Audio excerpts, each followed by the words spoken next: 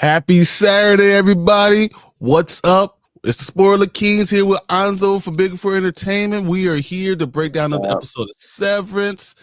Before we do anything, I want Anzo, can you go ahead and drop your some knowledge on your channel, tell everybody about it, so make sure that you guys all subscribe to him, because without him we wouldn't be doing this. Bigger for Entertainment is just the name of this spelled. Go check it out, man. Do some fun stuff over there. There's more than fun, some fun stuff. There's a lot of fun stuff and a lot of good things that help you get things off your chest, and just wonderful show. So yeah, check Anzo out. He's awesome. Appreciate it. So guys, real quick, we'll start with Anzo. Well, actually, we'll start Brandman, work our way to Anzo, then Tank to me. What did you guys think about this episode? And then we'll say hello to everyone in chat. First and foremost, this is an audio check. Can you hear me? Yes. Now? Good. All right, I've been tinkering with it all day. But anyway, wow. I had to rewatch it. What an episode. I'm telling you. What I really enjoyed about this episode is how do you pronounce the actress's name? Deacon? The girl who plays Gemma. Gemma, yeah, the girl plays Gemma. I'm not even gonna attempt her name. But seeing her really get to showcase herself as an actress, after popping up kind of here and there over the course of the past 2 seasons, you know, I didn't expect them to go this route. And it was really, really cool, you know, just kind of seeing, you know, them and Mark Adam Scott, them having a history. That was crazy. And just went in a completely, went in a direction that I did not expect. And just the roller coaster of emotions on this episode in particular is what really, really got me. Mm-hmm. You know, just everything about this episode, you know, from the acting to the use of music, got a little misty-eyed at times. I'm not even gonna lie. That's just me. I'm a crier, so that's just I know. Yeah, right there with you, man. Yeah, this was the first episode of the season that really got me. Maybe even the first one of the series as a whole that really got me. Kind of had to go grab some Kleenex. Didn't expect that. I cry all the time, so it's okay. Anzo, so this is what we think. What do you think? All right, well, chat, don't kill me. Don't kill him. Don't kill me. I did not really like this episode, to be honest with you. And for me, the reason why is because the flashbacks, it just kept jumping around too many times. This, back here, back there. And I couldn't take it. I don't mind flashbacks, but I think it was just to me, it was messy. It was just messy to me. I just didn't like it. So that's my reason. Okay. Couldn't take it. I got you. I understand. All right, Tank, what you got? I'm with Brandman. This was an amazing episode, man. Like, amazing. I watched it last night, so Friday night, and since then, me and my girlfriend were just like, could not stop talking about, like, breaking down different things. Like, we got introduced to a new character this episode who instantly became the most hated person in the entire show. Like, without any doubt. Like, everyone else is like, oh, well, he did some messed up stuff, and that person's kind of bad. The dentist, this is as far as we know him so far. I don't. Did we get his name? I don't think we got his name. I don't think we have his name either. But yeah. If in chat, if anybody in the chat know, but that instantly became the most hated person. Like, it's somebody you just, by the end of the episode, you're like, I want to punch him and kick him in the nuts. Like, he's a piece of shit person. You know, like, so yeah. But this was. Dr. Mauer. Dr. Mauer. Yep, 100%. Yeah.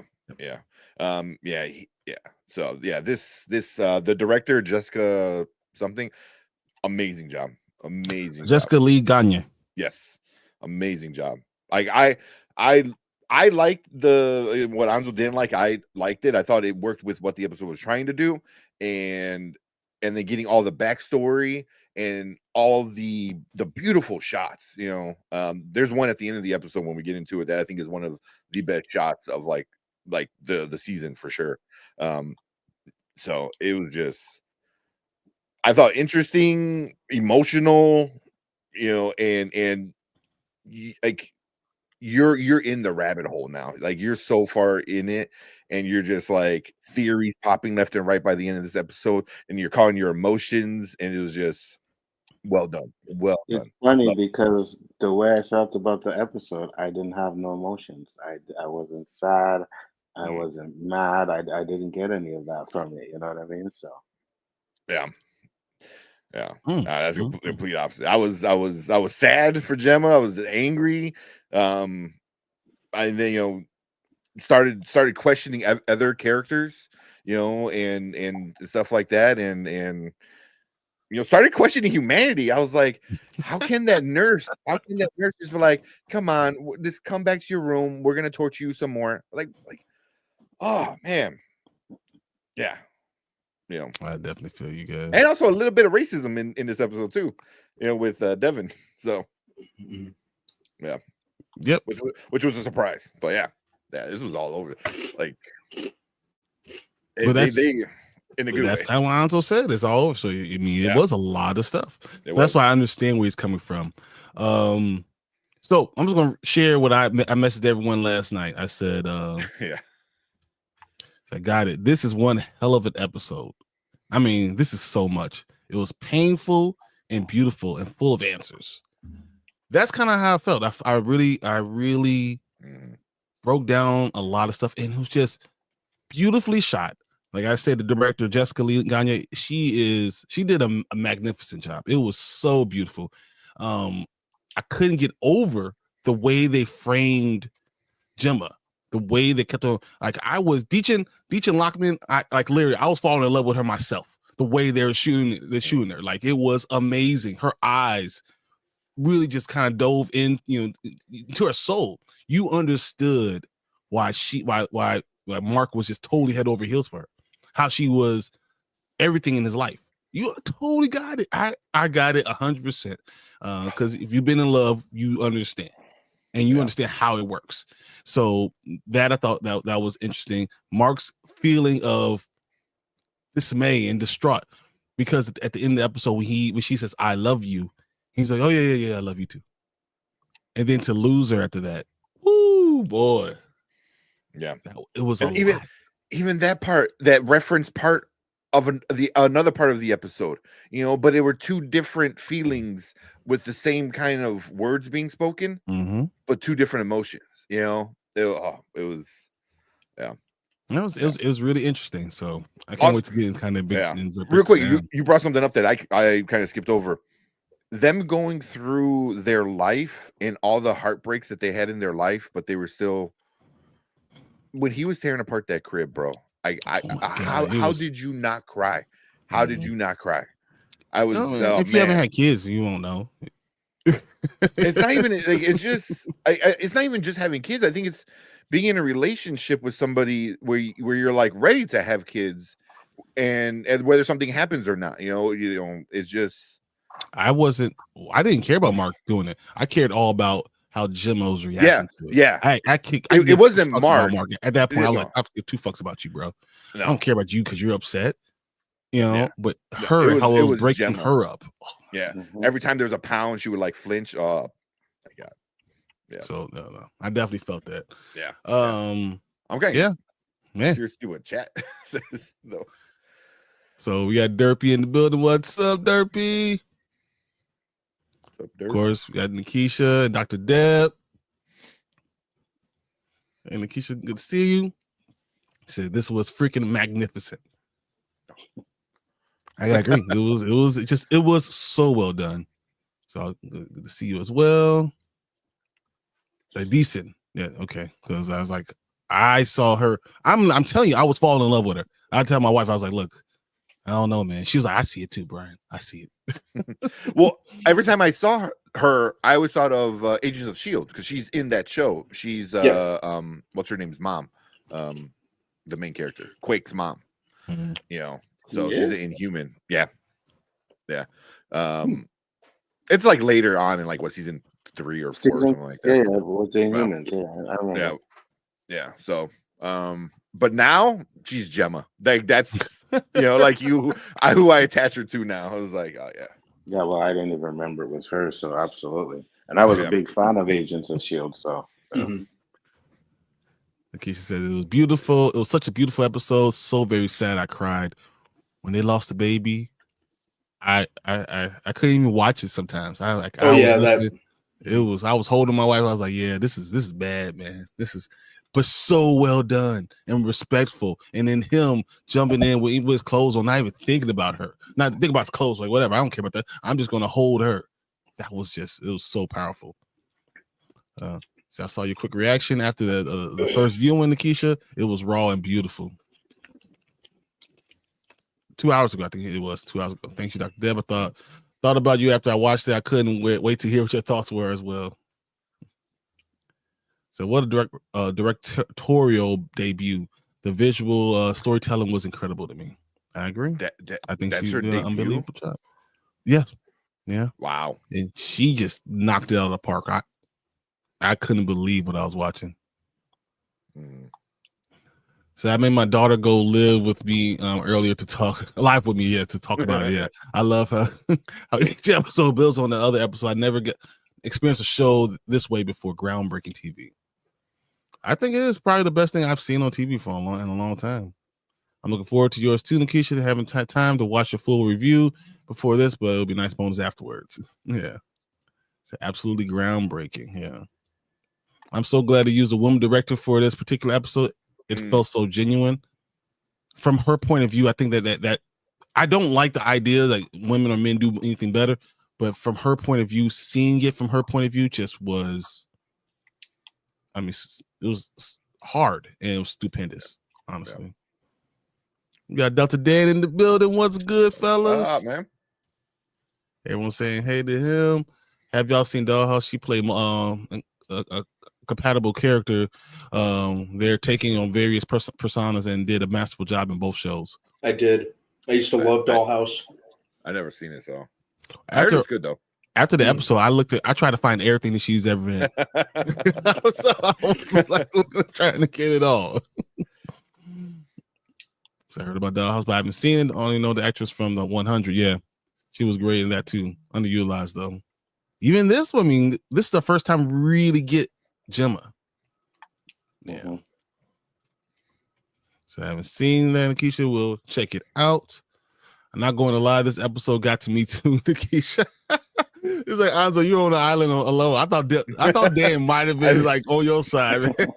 I was like, oh man. I posted on Threads right now. Wait, go ahead.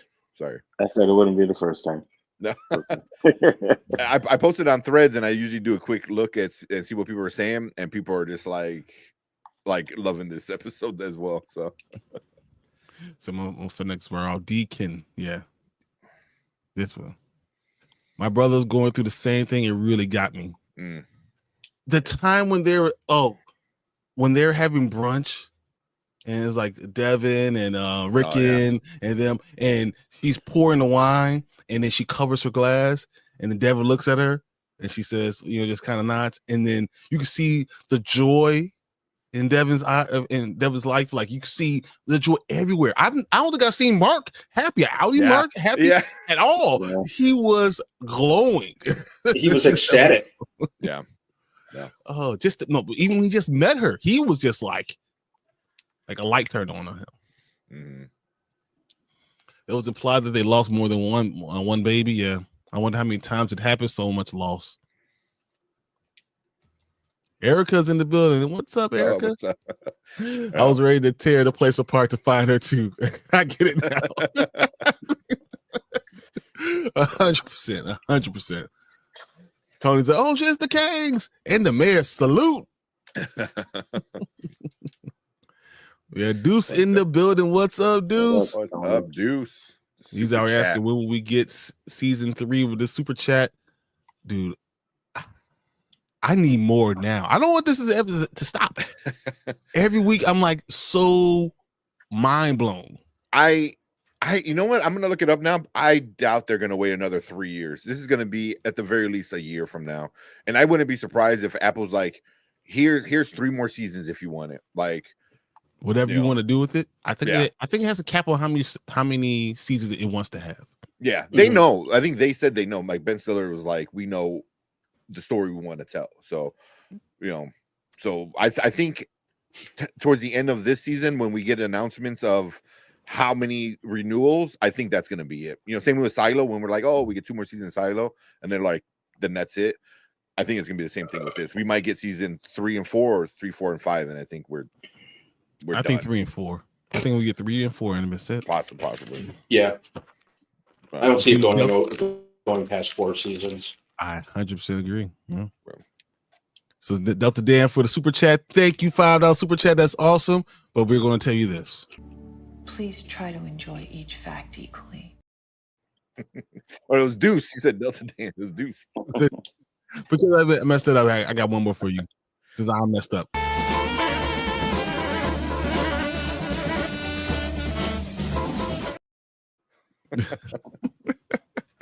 That was good. Good job. No, R.I.P. Angie Stone. Dude, that shook me. I couldn't believe it. Angie Stone, that car accident, man, that was huge. No, really? Damn, I didn't know. Yeah. I was like, man, so Deuce, that's so kind of you. I always appreciate you. Erica says the shower scene broke me. That was with the blood and coming in. Anyone who's experienced that, right? Anyone who's experienced that, I had flashbacks. Really, that's just man. Say, Deuce, thank you so much for coming by earlier. Yeah. And hers. Nice. So no problem. So I still think Miss Wang is Mark and Casey's baby. More and more because they had control of her. Now we know that he went to them. Well, they already had her blood because, as we'll get to in the beginning, when they're giving blood, it's Lumon.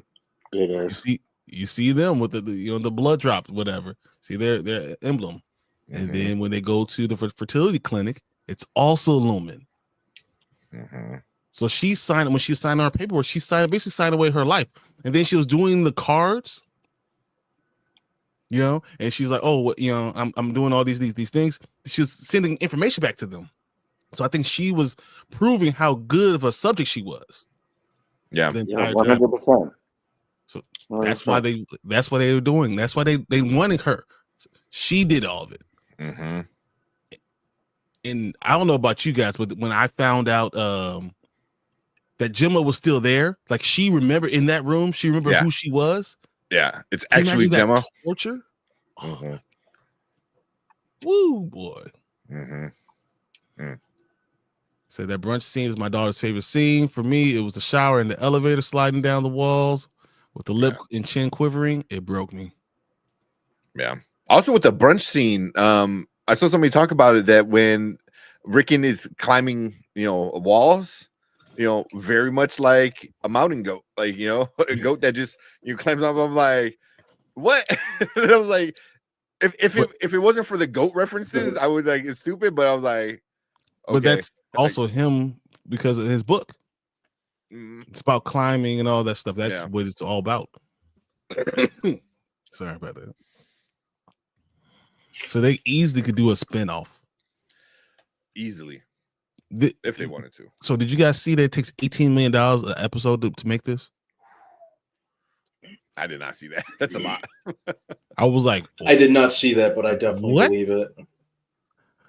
$18 million is a lot of money. Oh, that's so you couldn't redo this. And that's why it probably took so much time. I wonder if they're dropping that much. They're dropping that much money. I wonder if they're going to really push for a lot of Emmys when the show when that time comes. They should win all of them. It's so funny because remember, like we were talking about where our favorite shows are. So me and Anzo love From. We have Silo. Silo did an amazing job when we were breaking that down.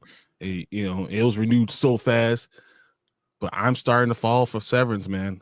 I'm starting to fall for like, is it gonna be my favorite? I don't know if I want to have a favorite. It's gonna might be that's like your favorite kid.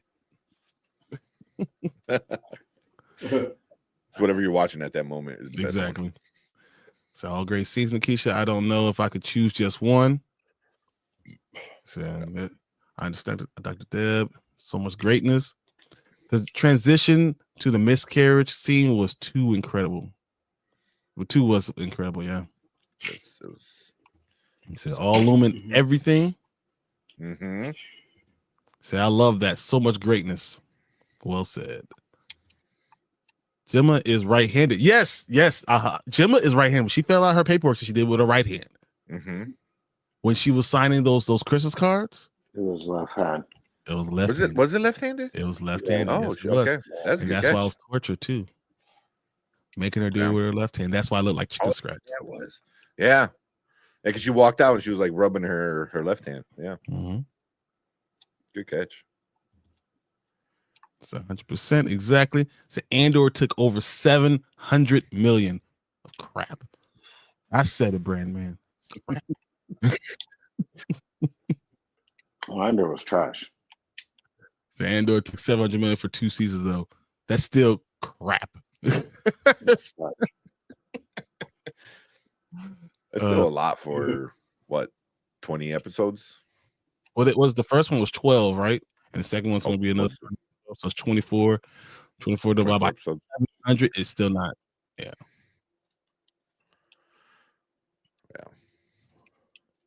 So the last episode was fantastic. What's up, Sully? They keep pulling back in the way. I agree, Sully. I agree 100%. Yeah. Keisha says Severance is definitely her favorite. Silo is hard for me to say no to Silo, and From is the one who I watch From all the time, like literally all the time. So like I've seen every episode. Like it's like the new Supernatural for me. You guys know my Supernatural cup. I have Paradise over Severance, to be honest with you. Paradise is really good too, man. But we got to see if it sticks to landing. Well, I have a feeling it will, but yeah, so far I like it. So it's different. It's just different. Yeah, it's different. We got Deuce again. What's up with the $5 super chat? Another super chat. Severance will get some Emmys next award show. Which do y'all think it will win? Is it a supporting actress?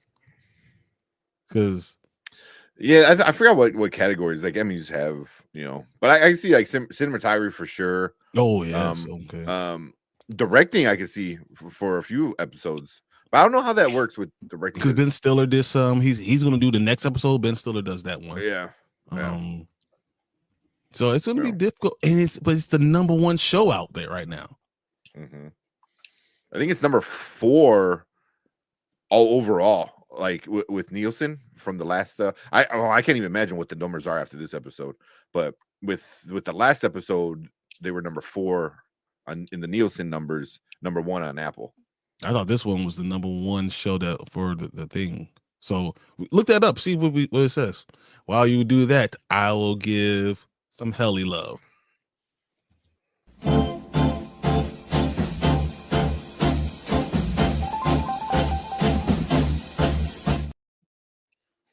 Thank you, Deuce. That's awesome. Is that too loud?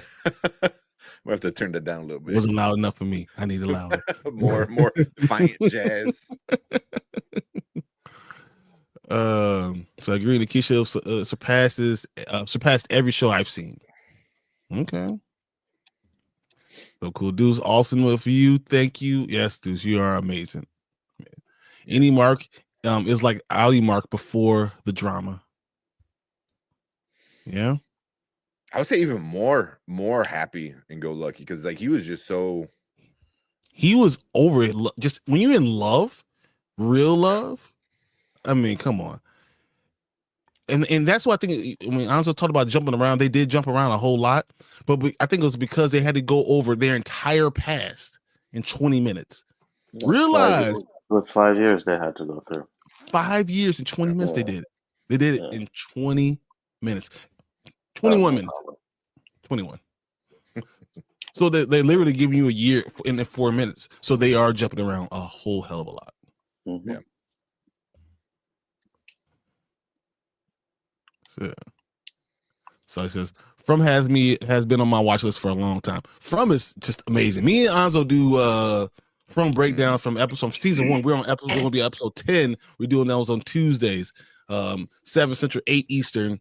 He always said 8 Eastern, 7 Central, whatever. But we all do that. So we're having a good time doing that. I cannot wait to get to the last episode. I can promise you most of your chat is Eastern time right now. I bet you. You might be right. Yeah, I'm pretty sure. I'm gonna call my wife in and jump in the chat just so I can make sure that I get more people. I'll cheat. That's the only way it's gonna work. So already, the Silo is dope. What's From? Excited for Paradise finale. From is why don't you tell them what From is? Since you're the best one of it. Yeah. Your breakdowns of From are the best. So, well, no, not really, but I appreciate that. Man, it's basically a bunch of people. They're stuck in a town. They can't get out. There's these demons that come out at night that try to eat them. And then you get character breakdowns of each person, and each one of the characters really have every person has a person that's there doing it. Yeah, it's very good. Yeah, very, very good. You should check it out. 100%. So give Severance all the Emmys. Good show. Defiant Jazz, yeah, exactly. I'm so glad Severance was able to. For a second, you did, yeah, a little bit, yeah. So I'm so glad Severance was able to grow and gain this momentum, and then some after the delay. Yeah, I agree that it was important to be able to do that to really recapture everybody. Because 3 years is a long time. Yeah, I mean, many shows like before, like something like here's a throwback, like Heroes season 1 was amazing. And then the strike affected season 2 so bad, and it never recovered. It was crazy how badly, how far down it went after the strike. Yeah, and then I was kind of worried. Same thing with Severance. Like it wasn't in the middle of the season, but it was such a long in between of the time in the season. But you had a writer strike. You had was not the producer strike. There was another strike that you guys can hear me now. Yep, you sound good now. Yep, there we go. Yep, but yeah, there was a lot of issues in between season 1 and season 2 that caused all these delays, and I was worried that I'm like, I wonder if it's gonna die, but nope. It's only the most watched thing. Period. Delta Dan said, "Hey, you use my name. I got 5 on it. I got 5 on it for you. You get some Defiant Jazz too, but we got some." White guy Defiant Jazz.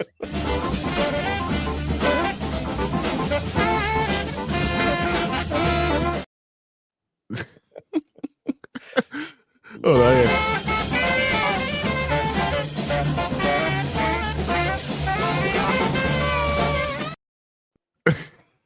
That's so good. Yeah. Oh, I love it.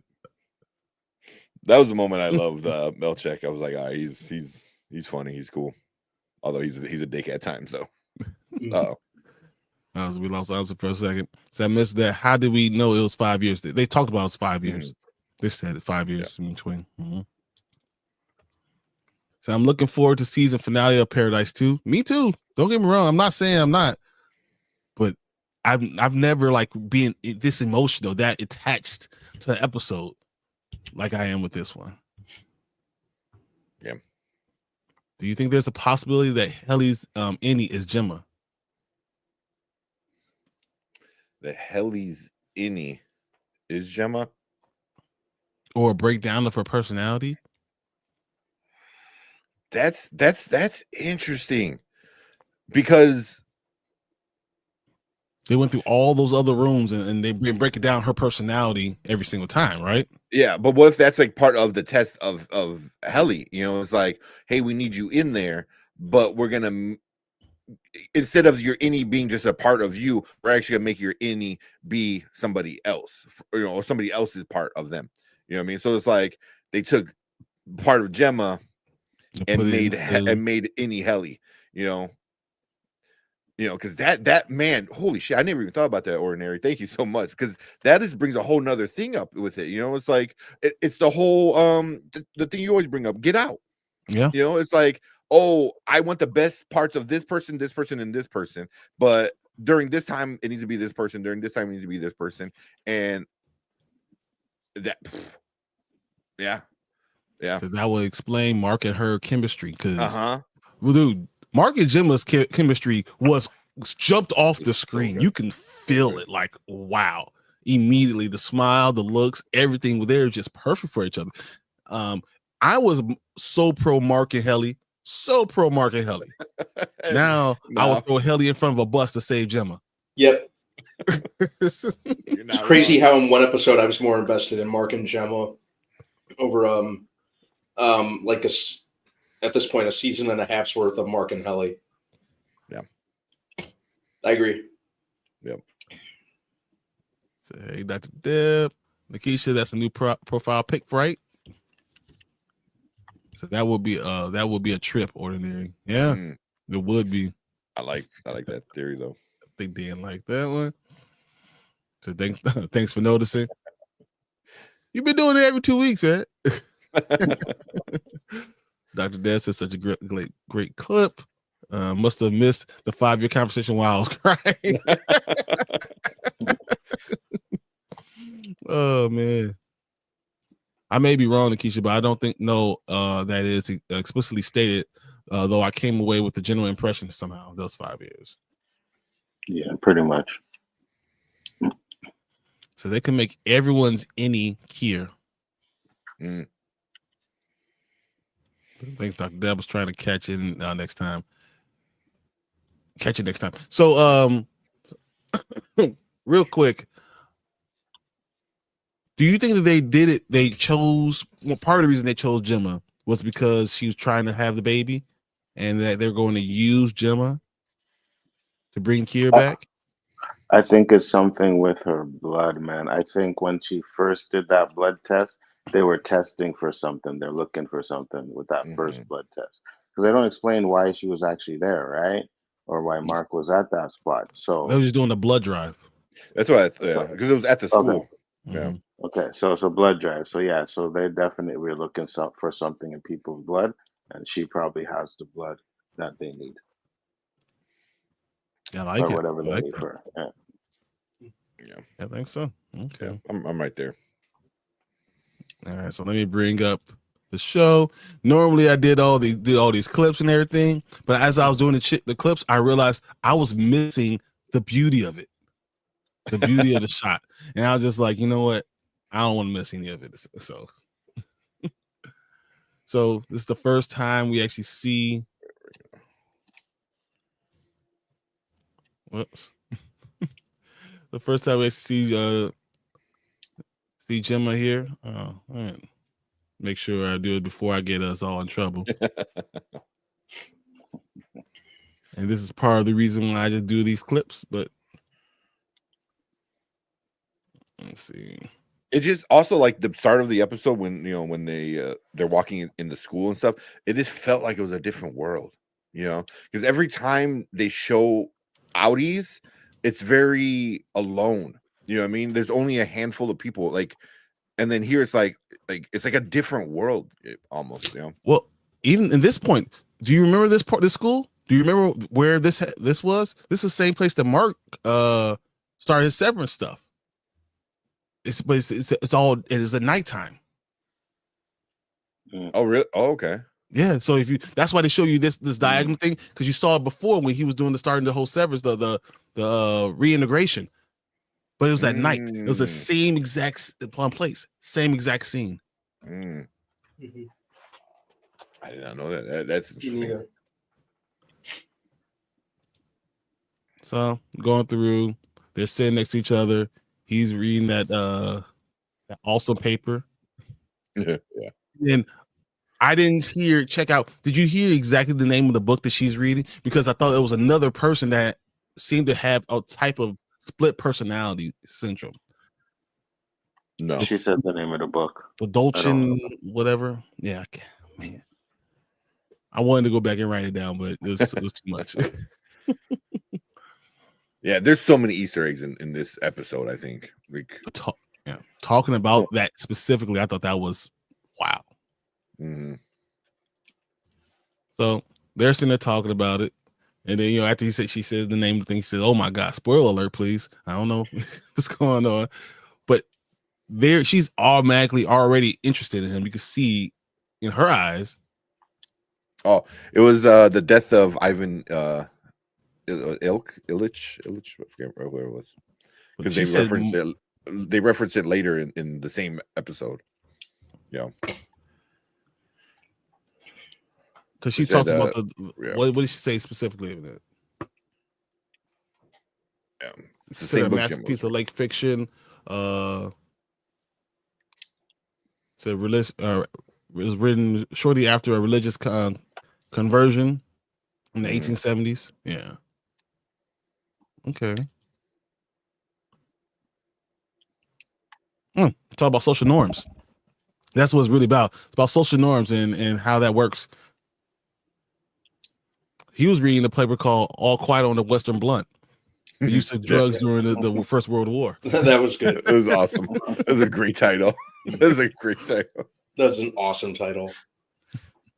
Oh, Deuce, what another one. Thank you so much. I appreciate the writing in this show. Throwaway lines become Easter eggs or big plot points. Exactly, because they do it so well. They actually change. They pay attention to those details. Yeah. And that's what great writing is about. Yeah. Yeah. Taking the little things and realizing by the end, you're like, wait a minute. Even that the scene with the school, I didn't even think about that. And you brought that up. I was like, it makes sense, because that's where everything started. That's where it all started. That's where he ran to. They just made so much more sense. Man, that was awesome. So we're gonna play one more anyway.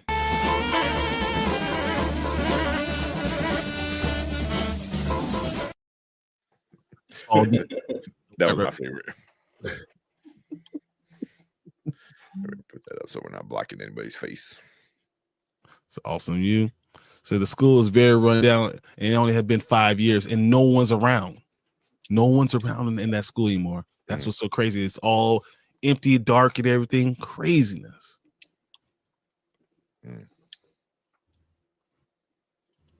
So nice to meet you, Mark. Nice to meet you too. As he's trying to hold her hand and look, is that not the best that we've seen of Audi Mark?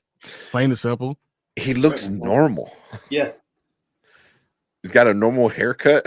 Like he just looks. He doesn't look run down. No, he look good, guys. Yeah. Whoa, no, dudes. Wait, what? Yes. Enjoy all super chats equally. No, I can't. I can't. This $50 super chat is amazing. Holy shit, dude! That is so great, unbelievable. But because you're saying that, we will say that. Please try to enjoy each fact equally. But I can't. No. Much like Irv, like you can minus 10 points. We're not gonna enjoy it equally. That is, dude. Wow. Yeah, thank you so much, man. That is so great. Even Dr. Deb says, oh my God, Deuce. Yeah. You're incredible. Yeah. That's awesome. Thank you so much, man. That is awesome. Yeah, the little emoji boxes like a little salute. So oh my God. Man, thank you so much. Yeah. I'm going to come back and thank you again later. Yeah. Oh yeah. So this is where I wanted to pull this up because you see the Lumon little teardrop thing right here. So we know the blood drive was for Lumon from the beginning. Now, as Anzo so eloquently stated before about Lumon's probably did this to find someone specifically. They're looking for someone. They're looking something in their blood that's going to match probably the same blood type as Kier. And then now you have to follow all the requirements as they weed through everything. So I thought that was incredible and also very important. And then the idea that it was blood, so they have your blood, so they know how to find you. Yeah. Then this Also, scene right here, like with now the that I'm eyes- thinking about it, I wonder if like it was, you know, because like when you're happy, you know, different hormones and chemicals get released into your body through your blood. She meets Mark for the first time as they're drawing her blood. I wonder if like that affected like oh, it needs to be Mark, you know, because how he got dragged into it as well, you know, and now it's like it has to be him, you know, doing the work kind of thing.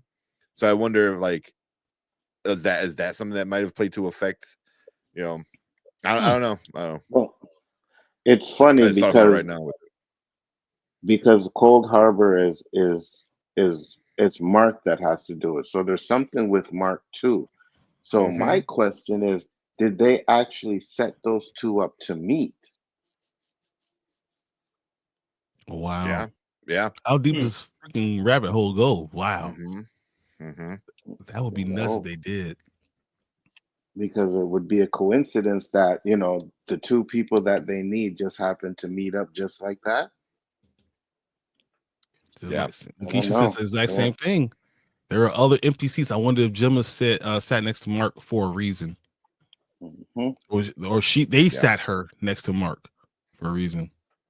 Yeah. So that's what I was wondering too.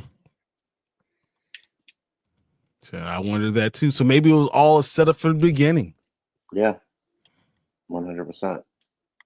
So that actually makes sense. It could have been a setup from the start. Which also brings up, you know, when they were giving her the blood, who's to say they didn't give her something to stop her from being able to have a baby? They stopped her from having a baby.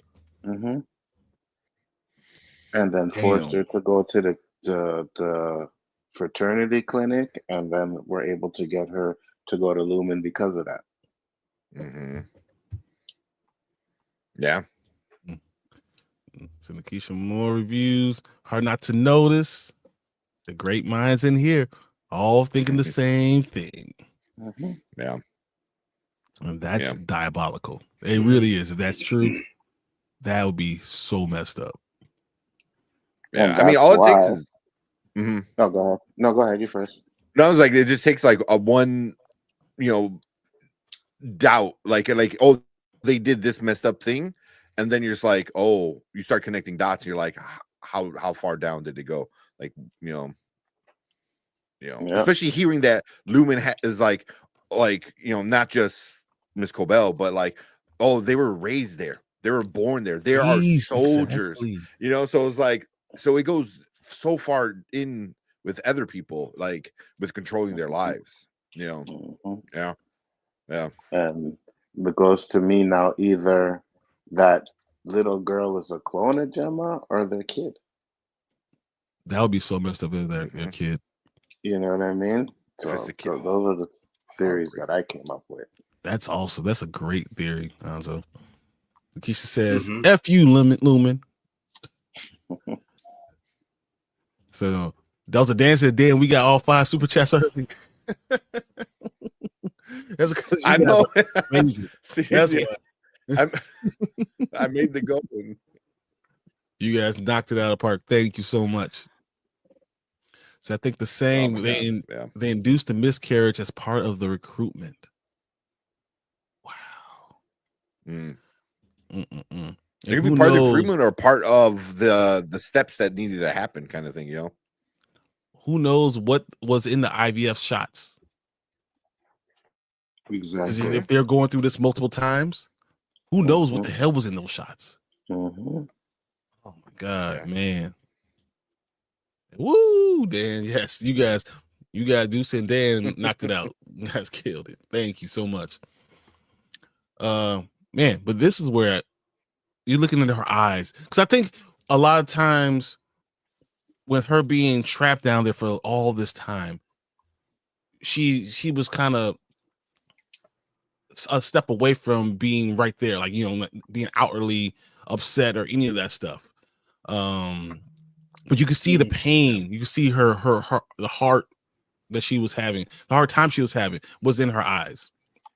Even her missing Mark and the stuff that she was saying, you can see it in her eyes. Yeah. See Her blood. she did a lot of kind of silent acting and acting with her face and her features, which really worked to her advantage. I think she's got a really, and I hate to use this word because I think it's kind of thrown around haphazardly, but she does have a very unique look to her, which really worked to her advantage as an actress. Like she's got these really kind of especially her eyes and kind of her sharp features. I mean, she's definitely a model. She's definitely a model, right? There's no question that she's a model. Oh yeah, no question about that. That's what I kind of found. That's what really grabbed me about her in this episode. If you can act silently, as effective as that, you've really done your job. You know. So that's what really that was what really drew me on this episode. Yeah.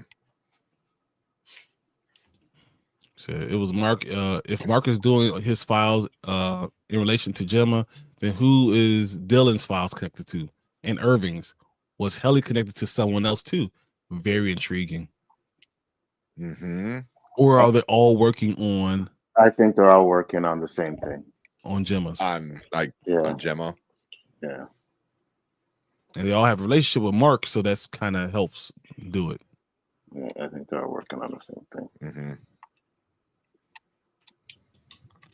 So they picked up excellent actresses.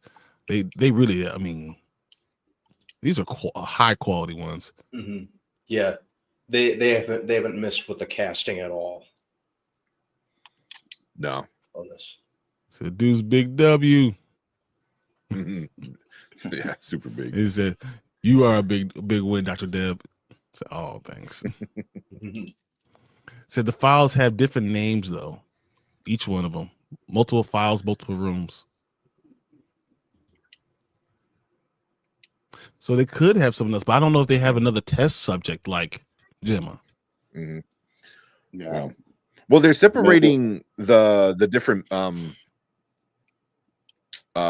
like the malice and woe and whatever it was, like the 4 whatever tempers. Like that's what they're doing. So it's like I wonder if they're doing it for Gemma. You know what I mean? It was also interesting the blood. I mean, so we have it on the scene right now, the blood on there, taking our blood. To get into each room, the nurse has to give some of her blood to open the doors. Yeah. That's super security, man. That's like, yeah. So right, rooms were completed by each of the refiners. Each one of the rooms. I think so too. That's exactly what I think. I think that each one of the refiners completed part of the rooms. And Jim has to go into these different personalities, which was crazy to see, honestly. Yeah. Well, even like right here where you're coming up with the rooms, like how she's so disassociated with everything right now, where she's kind of like just so blank face and it's just whatever, and she's like, oh, how many moods and then I mean, she's like, how many rooms do I have? 6. He's like 6 this time. Yeah. And then she goes to her closet and sees the dress, and she says, I think she says like fuck or something like that, or shit or something like that. So it's like, so she knows enough, and that was the part of like, oh, what's going on here, because she was so just plain face for so long, and then she sees the dress and like she got an emotion, you know, of dread, you know, of kind of like it's not going to be good, you know. So yeah. Dude says that, and then each MD refiner is being watched by somebody else. They have someone behind them, so we know who looks similar to the NE. I don't know if they really look similar, but you said that, I was like, I guess. I thought, I guess. Yeah, watch again. It's not like clones, but like I didn't think Dylan and the other guy looked similar because I just didn't. It's that they're both baldy black, different people. Because one was black and one was not. Wasn't they're different races too? So I didn't see it. So we all know Mark did Allentown and Cold Harbor. I can't remember the names that from Dylan and Irving. And it's possible that Helly didn't do anything because that's why she was able to go so fast and do anything because none of her stuff actually matters. She can do whatever the hell she wants. Yeah, like she's not there to do the room. She's there because of Mark. Yeah. So I still don't quite understand how MDR refining prepares the room for Gemma. I don't think any of us do. Do you guys understand that at all? No. The work is mysterious and important, so that's all we know. That's all we know. I'm gonna guess it has to do with DNA sequencing. That's my guess. That's a good guess. That was my guess before, but I was like, this still ain't looking like anything. It's just numbers or whatever's the moving one as you're staring at it. But maybe the more you talk amongst each other, the more you can do that. You can figure things out. Or maybe they have it planted in their head which numbers they're supposed to take out. Or maybe each one of them describes one of the tempers. Each one of them are dealing with it, because Mark is going through that major depression, or some of the anger, or the crazy stuff that Irving is, or the Dylan who's all over the place. Maybe all of them represent a temper. Yeah. So I think Irv did Tom Water and Helly did Carnes. Exactly, Keisha. Yeah. Might be revolving. So yeah. Y'all got me drinking coffee damn near midnight just to keep up. That's dedication.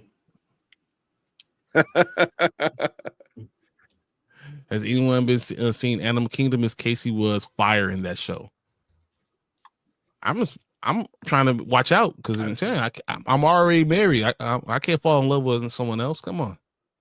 She was walking down the hall in that little short suit. I was like, okay. Yeah. Okay.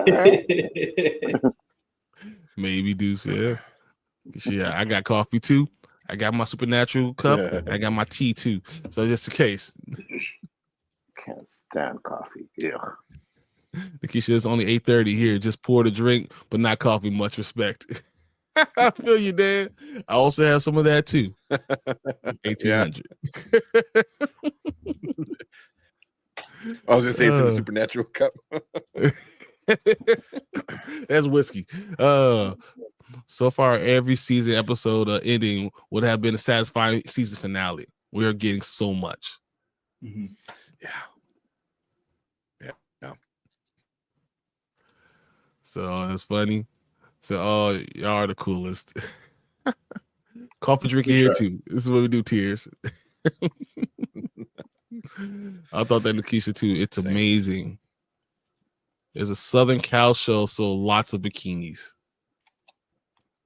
All right, well, I can't remember it though. I kind of do. I remember Animal Kingdom. Yeah. Be careful. I got kidney stones from caffeine last year. I don't know if I could have given it up. Yeah, I get it. I'm not too heavy into coffee. Neither. I only have one. I don't think I'm into coffee, and then I don't have it for a day, and all of a sudden I got a headache. And I was like, man, I must be addicted. Yeah, no, I need coffee. Tears said, I didn't give it up. Even though it just cut down a little bit. So Dr. Dan said kidney stones are no joke. Said I just cut down and now drink a little orange juice. Add some water to my coffee. So even these scenes right here of them, falling in love, the touching, the connection between each two was amazing. Now we're back to Devin, who is like, can you answer my questions? What the hell? Who are you? What the hell's going on? You know, she's looking at her brother. You know, so she's like, yeah, he's going through the reintegration. And she's like, no, he's not. He's not doing it. And we're like, yeah, I'm telling you. You know, she says, I am now the guardian over his brain. If you touch it, do anything with this reintegration, I will throw you off a fucking bridge. Yeah. And I look at her like, I love it, but how? Who? You gonna throw someone off a bridge? Come on. Ragabi would look like she will throw you over a shoulder. Yeah. Be done.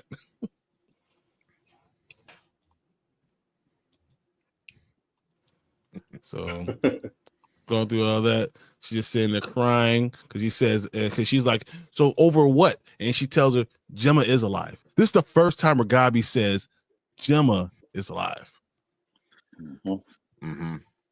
So yeah, like no beating around the bush or anything like that. Or I've seen her recently. Last time I saw her, she was alive. She says Gemma is alive. Period. Right to her. Yeah. What if Ragabi was the nurse before the one that we've seen in this episode? What if she was that nurse? She was doing that job. Or Irving's nurse or any of them. You know what I mean? Yeah, maybe not to Gemma, but to somebody else. Because that's a lot for a person. I mean, you are helping torture somebody. You know? And you're connecting with them, with their Audi, their any of that stuff. You're connecting with all of them. Dr. Dan says, smash the like, please. Yes, any likes, we will appreciate that. Yes. So no, Ragabi didn't say she was a doctor. I wondered if she is. I think exactly what Tank said, right? I think she's a nurse. I think she was a nurse that was in that room. And that's a really good point. Same thing we say about Melchek, you know, like the dude does brain surgery to put these damn chips in your head, you know, like is he a doctor? You know, so was she also brought up there, raised in Lumon? So she knows all about these things. Is that possible that Ragabi was just raised just like Milchek, like Seth was? Like, you know, is that what's going on? Yeah. Hope there aren't any baseball bats around. This scene seems slightly out of character for Devin. Call Cobell. Yeah. Jumping to conclusions instead of gathering information. It was odd to me. But it wasn't just she was scared for her brother. You know, I think that was probably the biggest thing. Well, I don't think that she's not yet, right? Does she say? No, she doesn't say. I'm gonna call Miss Cobell yet. No, a little bit later. Right now, the she's next still... time we see them. Yeah. Because I want to talk about that a little bit when we get into that. Keisha says, I think Devin was just scared. Yeah. Did you guys already talk about the Watchers that all look the same, similar to the main four they're watching? What the F is going on? That's exactly what Tank said. Tank says that all of them look exactly the same.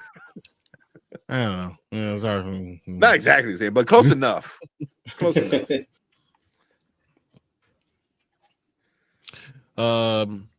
Did she tell Mark she performed the surgery? Yeah. Mark said, though he didn't tell her who she was, but yeah. Yeah. Didn't Mark know about the surgery? Didn't he say he was ready for the surgery on the previous episode? So Mark knows that he went through all of it. He knows what's going on, but he never told Devin all was happening. Oh, okay. And who did it or any of that stuff. Okay. Oh, yeah.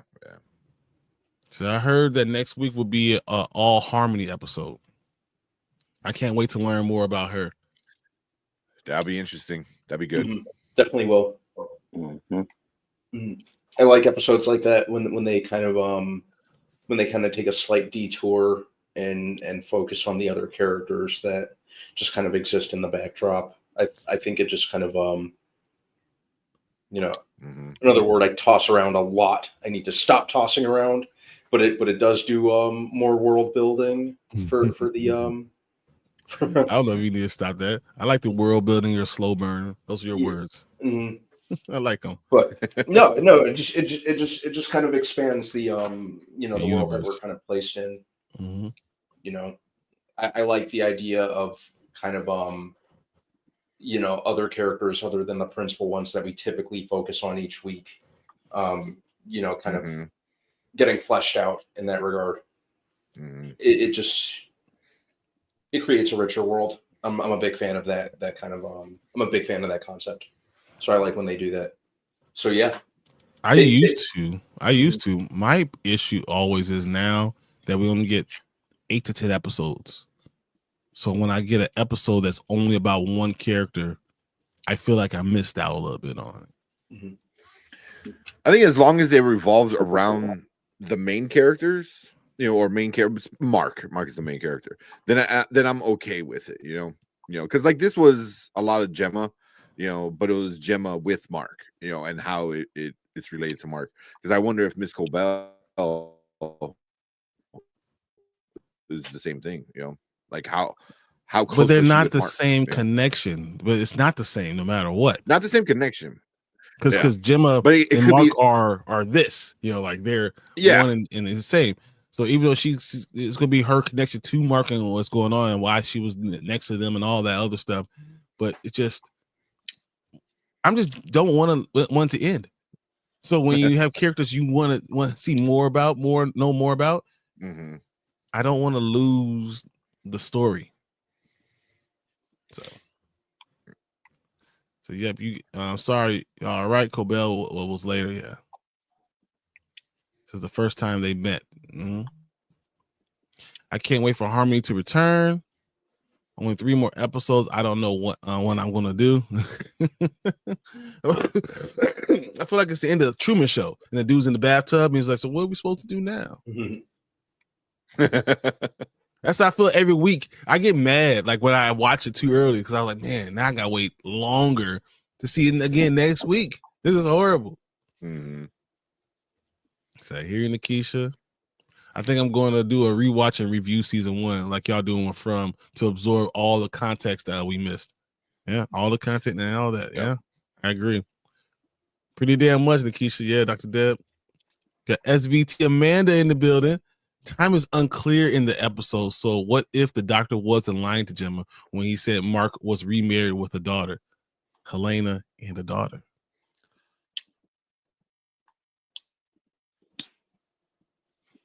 Holy shit. Holy shit. That is interesting. You legit just like blew my mind. I didn't even think about it. Did anyone else see his mind literally get blown on screen? Did we ever see that? Like, yeah, right. Replay it. Yeah, because I'm like, good. Oh, he's lying. He's lying. 100% he's lying. But it's like, what if he's not? You know, we're talking about the sex thing last episode, you know, possibly having a kid. Yeah, but the reason why I didn't think that was because Audi Mark is still incredibly distraught. So there's no way Audi Mark will be getting married or any of that stuff. You know, any Mark, I can see any Mark doing that, and maybe Helly, you know, being pregnant or any of that stuff, but not Audi. Audi Mark is still going through so much depression, still through the stages. There's no way he would. Yeah, but then is he lying? If he does say like, "Oh, Mark got a kid and married," he didn't say which Mark, you know. So it's like the whole. Do they have marriages inside of on the Severance floor? So here's the thing: if he is telling the truth, that would mean what they did maybe worked, right? Where they were able to get Audi Mark to forget about Gemma, or maybe not feel for her anymore. But we already know he's going through reintegration.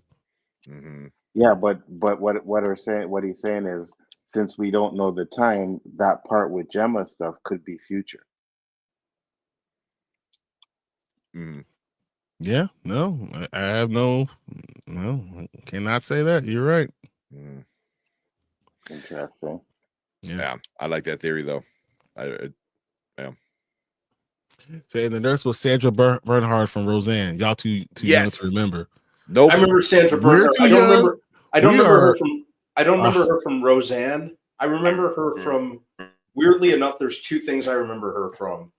I remember her cameo in the movie Wrongfully Accused with Leslie Nielsen. Not one of his best spoofs. And then I remember her fighting Martha Stewart on an episode of Celebrity Deathmatch. Okay. I don't remember that. She was Tom Arnold's wife. Yep. In the show. Because you may be talking about these other three over here, but I'm 50, so I remember it. Because he's 50 and we're 40. So like, okay. Yeah, I mean, I remember it. So I was watching Roseanne when it was coming out when we live in Illinois, bro. And I thought she retired from acting. I hadn't seen her. I hadn't seen her in a while. Me either. You're right. I haven't seen her in a while. Well, no, she didn't retire. She had that little mess up, and they kicked her off the show, and she hasn't been anything since. She had that little racist rant there. Didn't know about that. Yeah, didn't know about that either. Yeah. You guys didn't know about that? No. It was I think it was a senator or something like that. She called her a monkey or some crap like that. Yeah, they kicked her off the show and they killed her on the show, and she's never been back since. Yeah.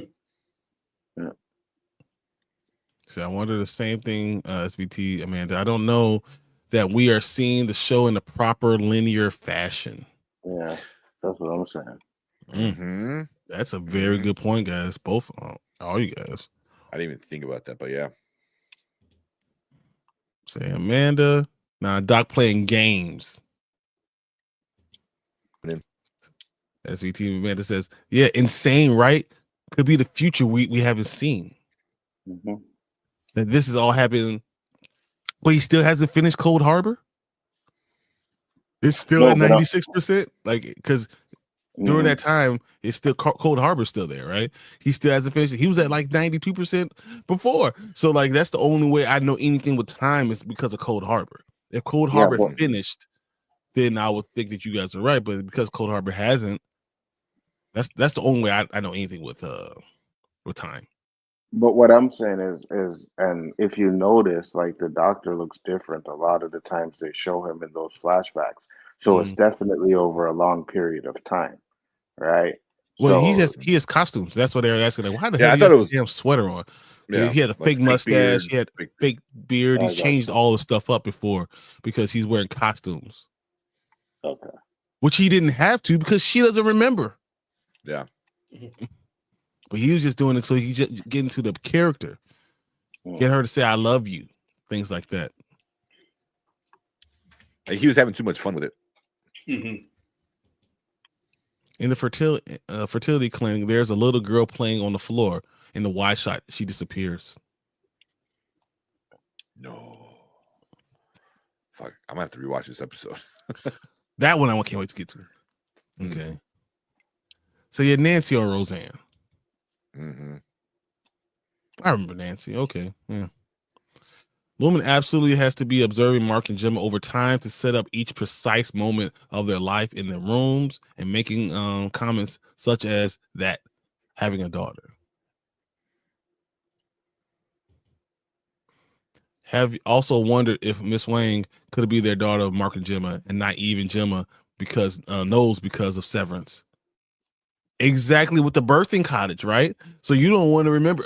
Actually, Tank talked about this. Can you imagine not knowing that you had birth? It was such a traumatic experience. You don't want to remember that. So there's a part of you that's been only there when you walk into the cottage. You have that baby, and you don't remember any of it.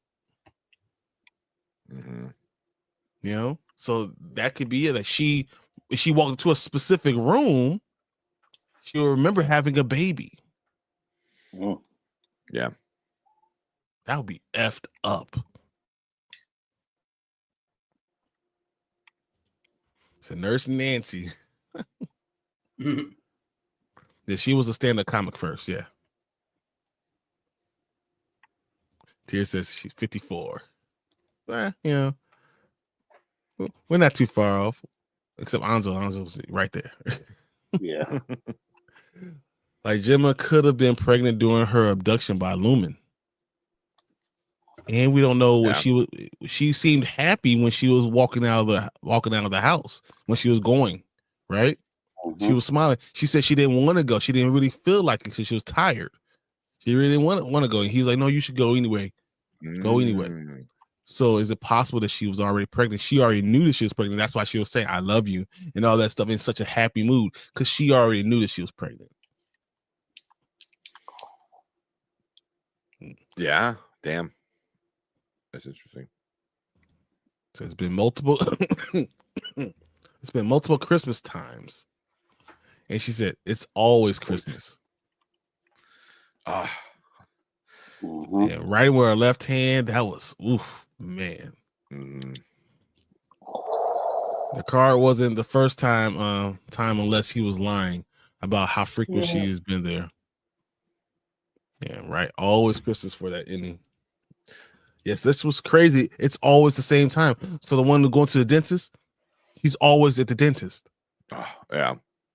Can you just imagine that? Like, just isolating all the like something that you always have to do that's bad, you know, for whatever it is, and it's just like, and that's it, you know. Like imagine like going to the gym, right? Like it's part of your day, but now for a part of you, that's all it is. It's just like you walk out of the gym, walk back into the gym. It's like, can I do something else? It's like, nope. That's all you do. That's all that any does, you know. As long as I don't feel sore, I can do it all day, bro. I can do this all day. See, but that's the thing, right? Because like you wouldn't feel as sore when you come back into the gym, right? Because your outie got rest, you know. So like you're able to do it again, you know. So same thing with the dentist. Like she wasn't, you know, in pain from the last time she was at dentist, but she remembers it like it just happened, you know. Like but all those rooms, every experience that they were doing was experiencing some type of stress on them. So everything was about stress, you know, thought-provoking stress for each one of the rooms. That was huge too. Yeah, you know, being on an airplane and you know going through the turbulence, the stress that it induces. Why does that have to be stress? I don't know. The girl playing on the floor. Yeah, we got to Dr. Depp. The gymnastics outfit gave me Larry Nassar vibes. I think he's sexually assaulting her. 100%. Yep. That's why you just want to punch him. You just want to punch him and kick him in the nuts, like little dickhead. That's why I was happy that she hit him with a chair. She should have continued to do it. She should have killed him. She should have just kept going at it. That was. Oh, I can't wait till we get to that because that was just out of nowhere, like just WWE style. Just. See, I think Gemma is aware of her body being violated, just like she knew her mouth hurts and her hand hurt. Good point. Yeah. Yeah, she is split like 6 ways. Ouch. At least. I'm thinking 24 tears, one for each room. That would be crazy. Tears, man. Totally tears. Using her to isolate feelings or experiences. I mean, that's what the whole baby thing. If they can figure that out.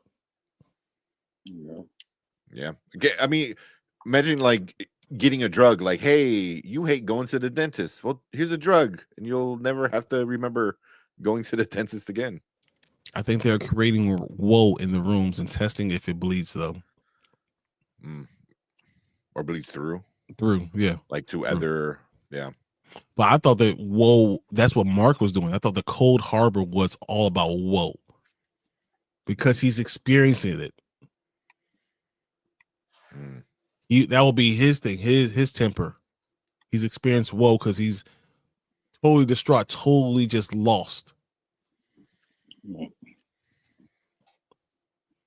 Experiences that generate certain emotions. So that makes sense, Dr. Deb. Speaking of whoa, that's what Devin is going through right now. Looking at Mark, looking at her brother. Then we got the whole opening. Oh. They're taking her temperatures, checking her blood pressure. And then this is weird with the rocks, the stones. Mm-hmm. It reminded me of Scientology, like a lot of Scientology right here. So didn't they have her hold in? What did they ask her? What question did they ask her? See if I can remember. Didn't they ask her if she'd rather drown or suffocate? Exactly. That's exactly what. Yeah. Says it. Would you rather, if you were stuck in a mudslide, would you rather drown or suffocate? Yeah. Or would you be more scared to drown or suffocate? That's it. Mm-hmm. Right. And then she said drown. She was more afraid to drown. And that makes her think because we see in the opening, I didn't play it, but in the opening you see the car in the ditch in water. Mm-hmm. But they say you saw the body and the body burned, right? Yeah. Yeah. But we saw the car in water. To my thought that maybe she drowned. That's why she's more afraid of drowning. Mm-hmm. Yeah. Yeah, that's a good one, Dr. Deb. That's it. So 6 different outfits. So isolating feelings seems to be very likely. Her brain chip sends data to MDR, and they build a new torture chamber for her from the data. That's messed up. Mm-hmm. That's a really good thought, and I don't like it at all. Just the idea of like Mark helping her being tortured is. Oh yeah, that's really dark and sinister. Yeah, that's super dark. Mm-hmm. Damn. So I'm afraid she will be drowning in the cold harbor room. Yeah. Or experience her like Gemma's actual death, because everything else is like a costume, right? Like, but Cold Harbor. What if like Cold Harbor is the car crash? Her actually, dying. Gemma dying. And that's why I say you have to be willing to let her go after she's done with complete Cold Harbor. Yeah. This is going to kill her. Yeah, I didn't think like let her go, she's free. Like it was definitely like let her go, like she's going to be dead. Yeah. I think cars may be Cobell's. Ooh.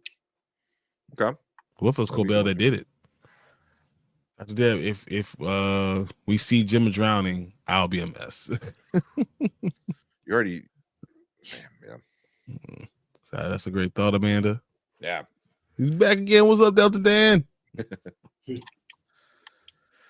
So a lot of stuff we are talking about, my daughter and I discussed in our video, but I forgot to mention the vision test chart with the goats on it. What the fuck does that mean? Because they had all the letters and everything, and then they had the goats going the same direction. Like, yeah,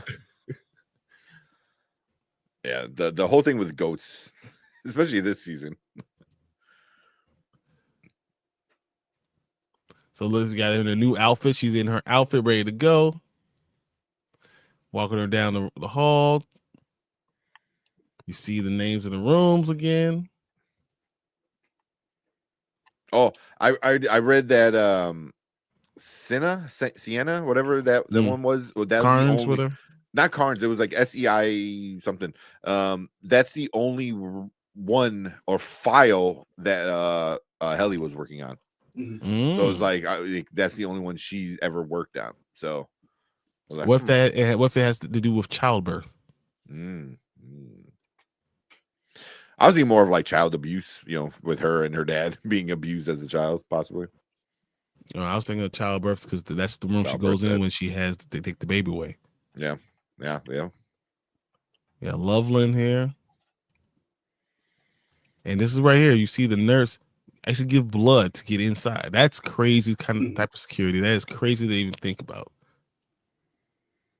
And then it can't be the only way in because Dr. Maurer is already in the room. Mm-hmm.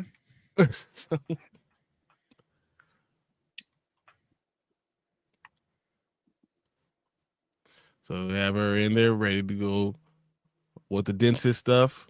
And this is where we see this douchebag's face.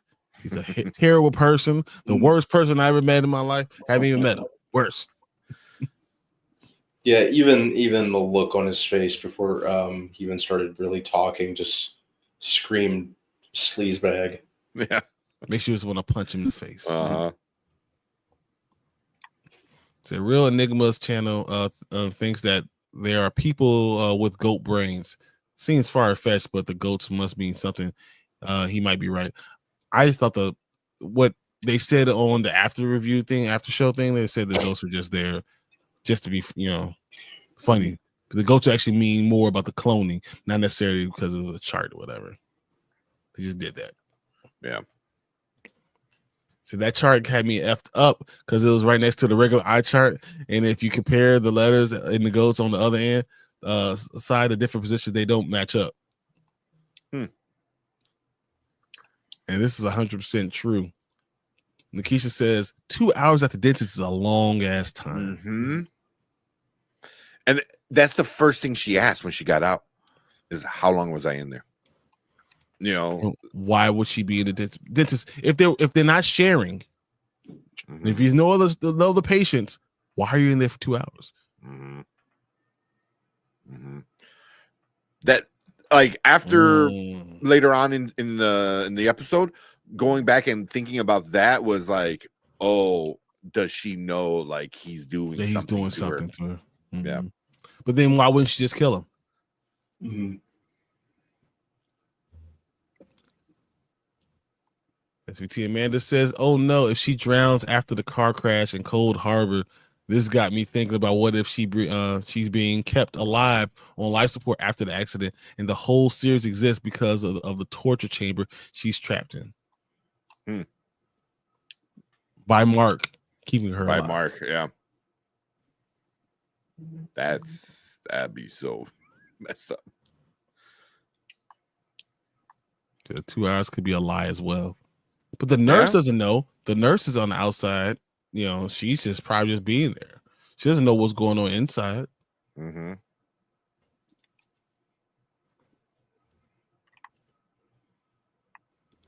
It's creepy. Look at it. He just looks creepy.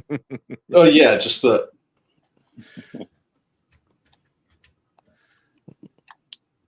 look at alien wearing skin. I don't know. When he puts on the fake beard, that's like, oh, you just want to punch him. It's like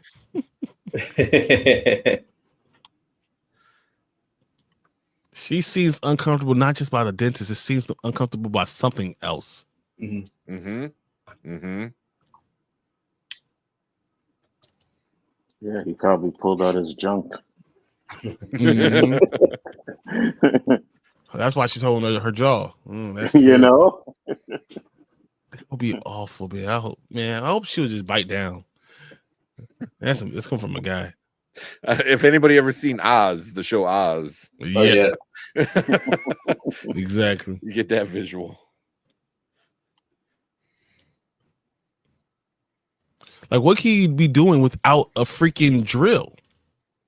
Yeah, he just had like knives and hooks and things, right? Also, I didn't see any like gas tanks in there either. Mm-hmm. So I mean, maybe I missed it, but I wouldn't be surprised if they didn't use any kind of like numbing agent or something. Yeah. Mm-hmm. He looks like a Nazi to me. That little chuckle Robbie Benson did in that scene was terrific and so creepy. He was. Yeah. The 2 hours could totally be D. Great point, Nikisha. Totally be a lie. Yeah. Okay. Whoa. Yeah. Thank you, Dr. Dan. I appreciate that. 2 hours could totally be a lie. Great point, Nikisha. Yeah. Can't trust any of them. Not one. So we got Mark on the couch. Devin doing what she's doing, watching after her brother. Totally distraught. That's a real good sister, man. Mm-hmm. And while he's going through that, so that's why I'm gonna stop. So while he's going through that, you can see he's also going through something too. Mm-hmm. So I'm gonna go back to the Chikai Bardo.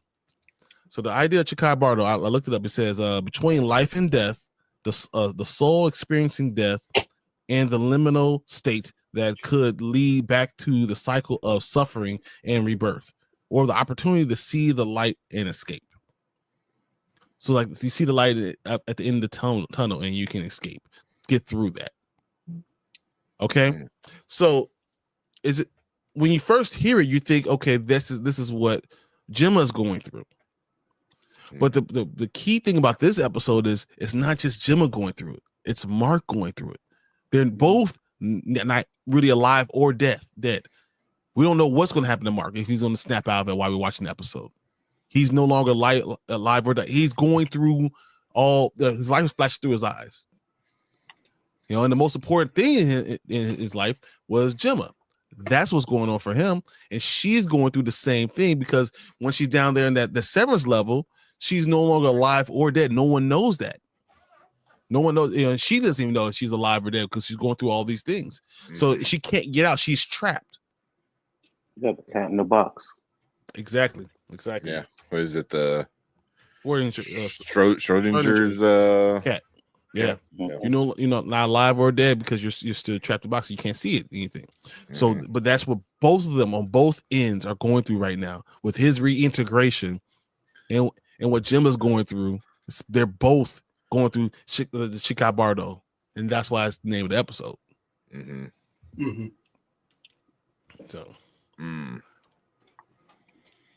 just talking about like bringing up like the Schrodinger's cat kind of thing, because it's like it's not alive or dead until you open it, and then it's dead. Once they find out Gemma's down there, is it too late and she's dead? Yeah, it could be. So I feel so bad for ever doubting Devin. Dust Dan says that dude is a weirdo. R.I.P. Miss Casey this season. Ooh, wow.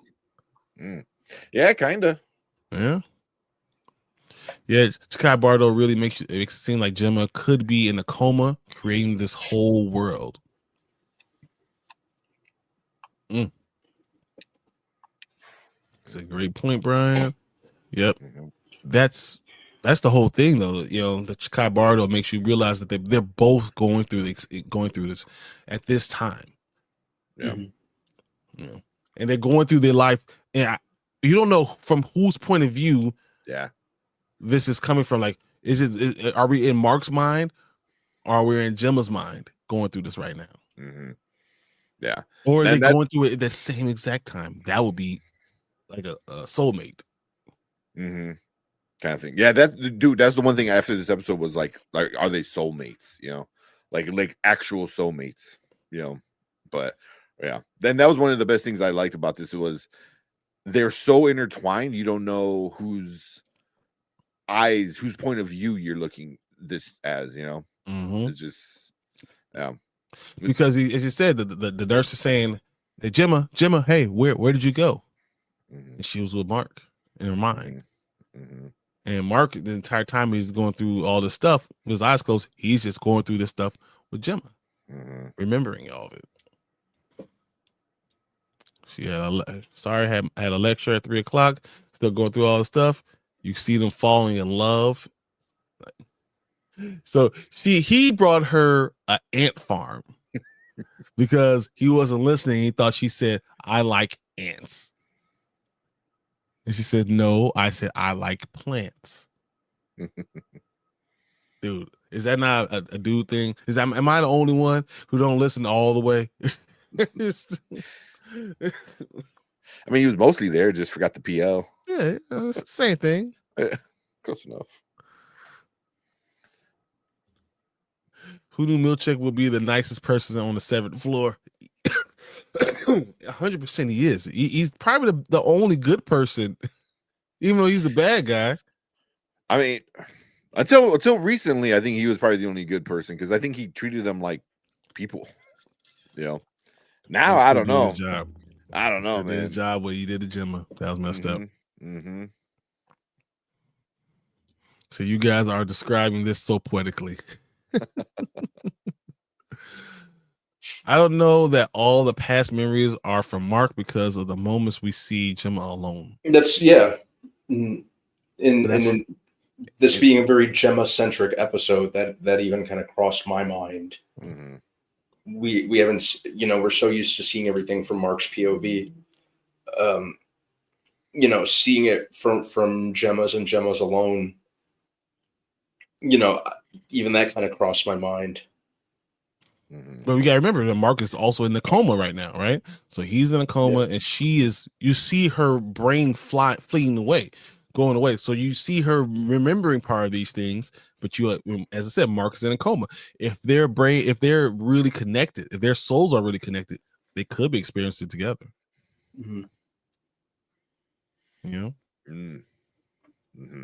I like that. Yeah, Keisha. Though I was pissed with him in this episode. Exactly. Seth was not good in this episode.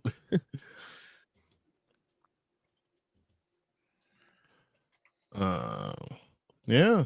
But all this was just love and happiness and putting it all together. And then this is when Mark bought the crib, and she was like, "Hey, Mr. Handyman, who the hell's putting this together?" He was like, "You?" Shit. So that's my wife, because I don't put nothing together. Like, literally don't put nothing together. I would rather pay someone to do it. try to do it myself. I am not that dude. I follow instructions like it was like foreign to me. I could code right. I ain't putting nothing together for nothing.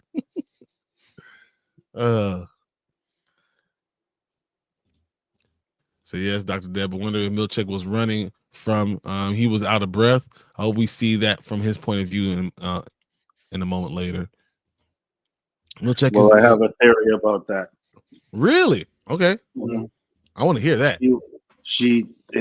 That scene to me seemed like it was Gemma about to go onto the floor after they had told her she was gone, because I think it would have been Cobell there if she was still there. So obviously it's present time because Milchick came up. So he came up to prevent her from going on the floor to have those innies see her again. And I believe that was after they did their little coup and everything. So they were looking for her at that time. So he was running there because they can't see her. You know what I mean? No, I think that, yeah. And it was also early but it was early in the morning. Wasn't it 7:30 in the morning? Or at least that's what the clock thing said. Yeah.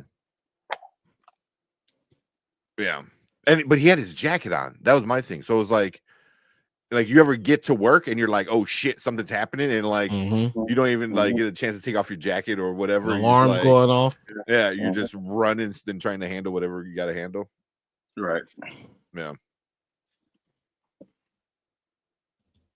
So Milchick is endearing and despicable at the same time. A truly talented actor. Yeah. Sinister. Wouldn't you say, Tank? Exactly. I actually thought that was Nikisha's comment because of her Elgin love. So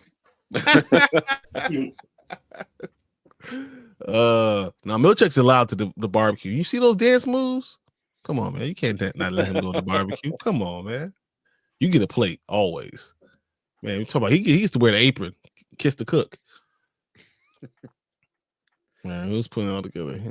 Man, you.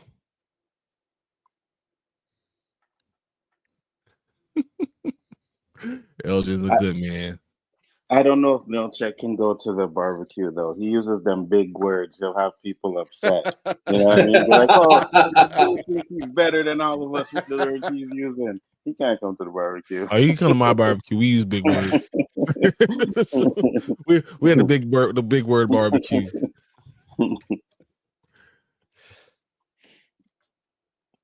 So flowers, the plants again. At the plant we saw him. see him doing the dishes. You see their lives together. They're living their lives. And now we're at the brunch scene.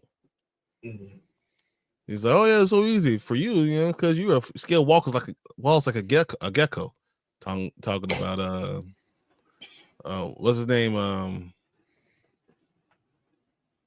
What's his name? The brother-in-law? Rickon. Rickon. I was like, I kept saying Rick. I'm like, why? Rickon jumping on, climbing all the walls and doing all this stuff. So that was interesting. And they seem like they're enjoying each other's company incredibly. Like they really had a great relationship between them. You know? Yeah. And even the fact that they could say Rickon, like, God, what's wrong with you? Like, like even though he didn't even seem like a weird asshole, like he's been in the last interactions, you know, he's always seemed weird. This is the only time we've seen him and he's not weird. Did you also notice that all the life when Gemma's with Mark? So when Mark's in his apartment now, right? It's just dead. There's nothing there. There's cold walls and nothing. When she's with him, they're building these books, these libraries. All the stuff is kind of falling. They're building their lives together. So that like she's the person who brings life to his life. And those details, like in the background, really matter. Having plants, that's a woman making a house a home, and you're warming him up. And without her, all that life goes away. So yeah.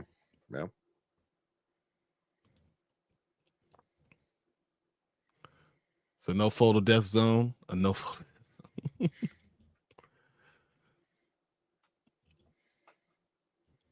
And I missed that point right here where they look each other. That look. It was Rick in here, and trying to give her the wine, right? And she was like, looks at her like, no, I can't take that. And looks at her like, nope, I can't have any. And why not? And she, without saying anything, we all knew what was going on. And that was probably the happiest point in this entire thing. And I was like, in fact, I knew we were like halfway through. I was like, you know what, son of a bitch, I know what you're going to do. And now this transition, right, from the happy eyes to these cold, lifeless eyes right here, that was perfect. Peak acting. Yeah. Great directing. Taking us in and out of scenes through her eyes and her pain. Yep. It's hard for me to even want to watch this. This was the punch in the gut.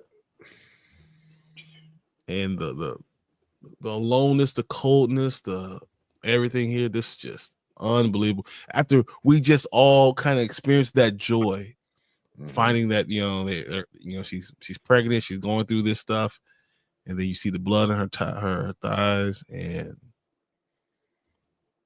the alone feeling, and Mark finds her.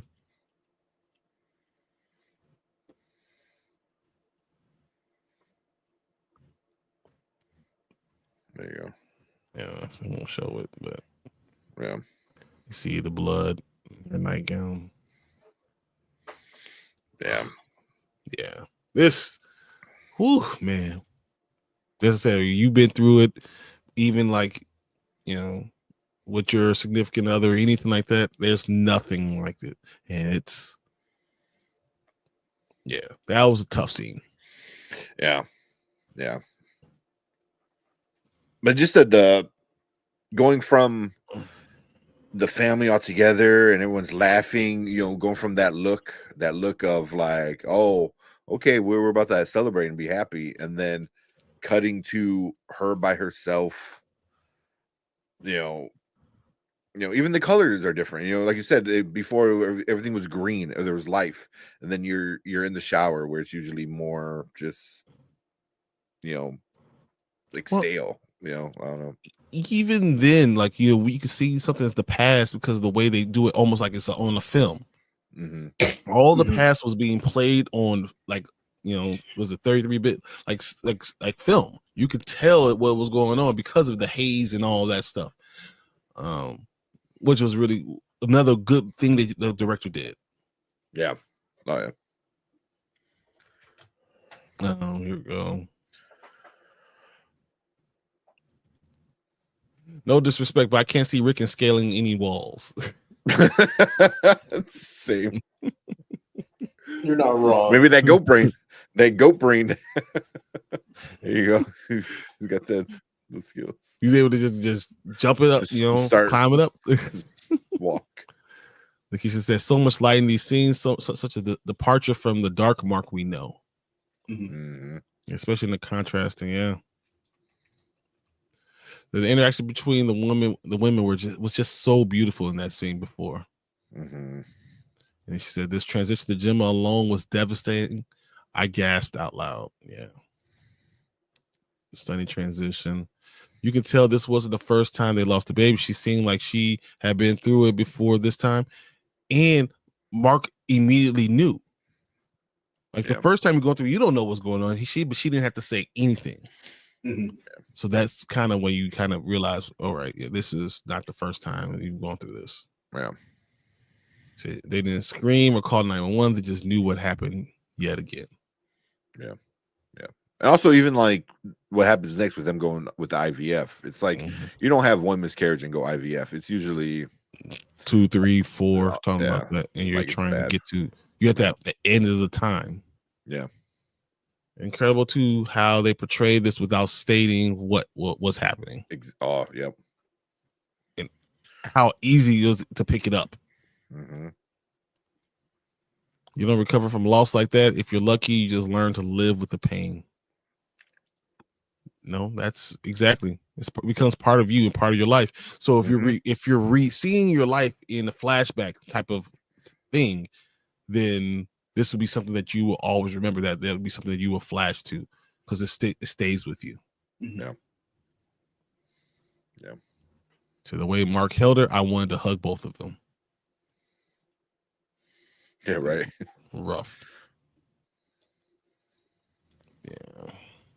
Hey, hon, do you know where I put my keys? And he looks down and he immediately knows what the heck's going on. That pain. Oh my God. And then go right to this scene, right? After we just got that, right? Right to Miss Cabell's orders. I am to watch her for signs of sadness. Is it weird that it's Helly and because of the Mark Helly relationship, and then sadness, like she knows sadness more than anybody else. Like she's the person that determines what sadness really is. Yeah. Oh man, shit. I didn't even think about that. Or she helps yeah, man, because she's a counselor, right? Miss Casey's a counselor, so she helps people go through. But she's also a person who's going through so much sadness in her life. That's wild. So I don't like. No, go ahead. Say the worst day in Gemma's life transitions to the best day in Miss Casey's life. That is interesting. Holy shit. So go ahead. What you saying, Tank? So the next scene, or that we get right after this. I don't know if you want to click, forward a little bit. I thought was so shot so beautiful, and I'm like, oh, that's really cool. To find out, there's no CGI. None of that is CGI. That whole transition with them going into this, it was. They said it was the biggest side project of the show ever. Yeah. So I guess the way they shot it was like everything was legit. Yeah. We actually shot through the cables. It was the most laborious thing I've ever had to done as a DP. It was the biggest side project of the show. So many people participated on it. It was like that's not CGI. Like they legit got a camera, and then you can see you should see the rig for it. The camera goes through the internal part of the desk. There's a pulley moving it. Like, that's wild. You can easily do the CGI. It'd be easier to transition, honestly. And they're like, no, we want it to be real. And I thought like that transition of everything was like really cool. And then finding out like it was all real. I was like, damn. This is where they're spending all this $18 million right here, guys. Going inside of a cable, there's no need to do it at all. But yeah. But so there's Ben Stiller said that Jessica, the director, was not thinking about it as a job. She was thinking about it as her art and an expression of who she was and what she was doing. She just. But that's what happens when I guess you get a new director who just kind of wants to prove her, themselves, especially on a show like this. But she did a little thing like that. Yeah. Oh wow, great catch, Nikisha. I was expecting to see Gemma put on her Miss Casey's outfit like the other outfits.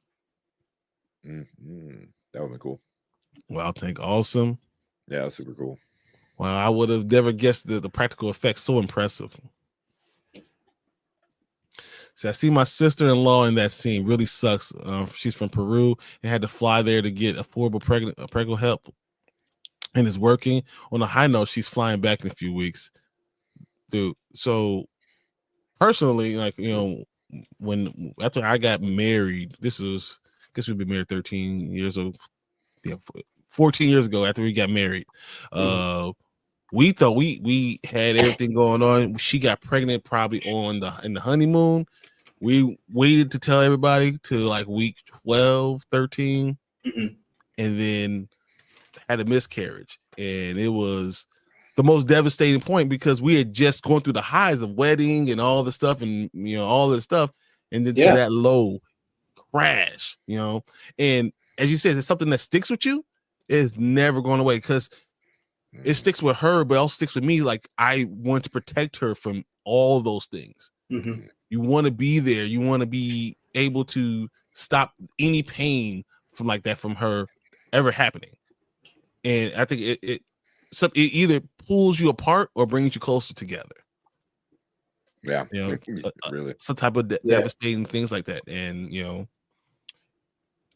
it also determines like, do you really how much do you really want it? Do you really want kids or anything like that? Because that's a lot to have to deal with. Because that fear of having to do it again. Because we had two back-to-backs, and but like then we said we're not doing it anymore, and then she got pregnant immediately. They were like, we're done.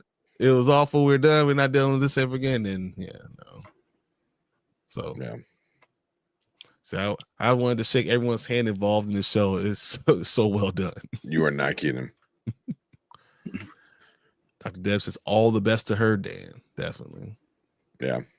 It's the greatest thing in the world. So I hope it all goes smoothly with your sister. Definitely prayers for her too, for me. So I'm sorry for your loss, Brian. It was something that's happened, but as I said, it was something that happened that kept us together. That really pushed us even more together to understand the pain and not wanting anyone to ever go through that pain alone. Sure. And while I was watching this episode, I kept on thinking about Mark being selfish. And that's why I kept on seeing it. I kept on seeing him being selfish, even though he was saying all the right things. Yeah. But not realizing that, when you're taking apart the crib and the things that you hear and the sounds and stuff like that, what you could be doing to her inside. Because she's the one actually going through it. Like, you're experiencing it with her, but she's literally going through it with her body, and you are mentally breaking her down even more. So like, it was something that Nikisha had said a couple of episodes ago. She's like, yeah, was Mark maybe a drinker? Maybe he did something to her. I think Mark was becoming disengaged a little bit, and that's part of his depression. Yeah. Well, even like what you said, like something like a miscarriage could lead to being a stronger couple, or it kind of splitting. And it looked like it was kind of starting to lead to that, like oh, it's becoming an unhappy marriage. It's becoming them just kind of going through the motions and living together, but not actually, loving marriage kind of stuff. So yeah, but you have to be able to do a lot. If you go through something like that, you got to be supportive, because there's gonna be times where everyone's gonna need support. You got to know how to support the other person. Mm-hmm. Like he says, I lost my first and immediately had another baby to fill the hole. But the best thing, because I was still grieving, but it worked out. I have 2 amazing children now. We have 2 amazing girls too, and we talk about, do you want to try it again? No, we don't want to try it again. It's hard. It's a hard thing. Yeah. So yeah, I know my brother told me it's good, but we're trying to keep our hopes mild. God bless. I never had that problems. Soon me and my wife tried. We had kids real quick. About to get snipped. 2 is good. Depending on how crazy the kids are, yeah, 2 could be really good. Yeah, 2's good. Yeah, 2's enough. Yeah. Well, I wouldn't know. I don't have any kids, but if such a time ever comes, I think 2 would be more than enough for me. A time will come, yeah. But when you're ready, that's important to be ready. Yeah. Yeah. Right, Brian. This episode really showed how poor Mark handles emotions. Mm-hmm. Yeah. Yeah, sure does. That's huge. Mm-hmm. Mm-hmm. Really emotionally distanced. Took him a hard time to say I love you back to Gemma. Yeah. Like that should be second nature, right? I literally said at the screen, dude. Yeah. Come on. Asshole. Mark was definitely checking out, and Gemma was blaming herself. At the clinic, she apologized to him as if it was her fault. And that exactly how I felt. I was like, dude, it's not her fault. And the fact that you didn't immediately say that, this has nothing to do with you. Yeah. Because I think his response was like, what? No, or something along those lines. It was like, no. You need to make that. That's not clear. Just don't say that. Like, no, it needs to be like. But even when she said she was beating herself up, he was like, just stop. You know what I mean? Yeah. Just stop doing it. He was a dick. But he is a dick. I think that's why I'm starting to realize Mark is just a dick. Yeah. Or they say he doesn't know how to handle his emotions, because I mean, look, before all of this, just him losing Gemma, like he just completely cut everyone out of his life and did something, went and got severed because he wanted to forget about it, snapped at Devin a few times, so yeah, he's just a dick. He's really bad at that. Yeah.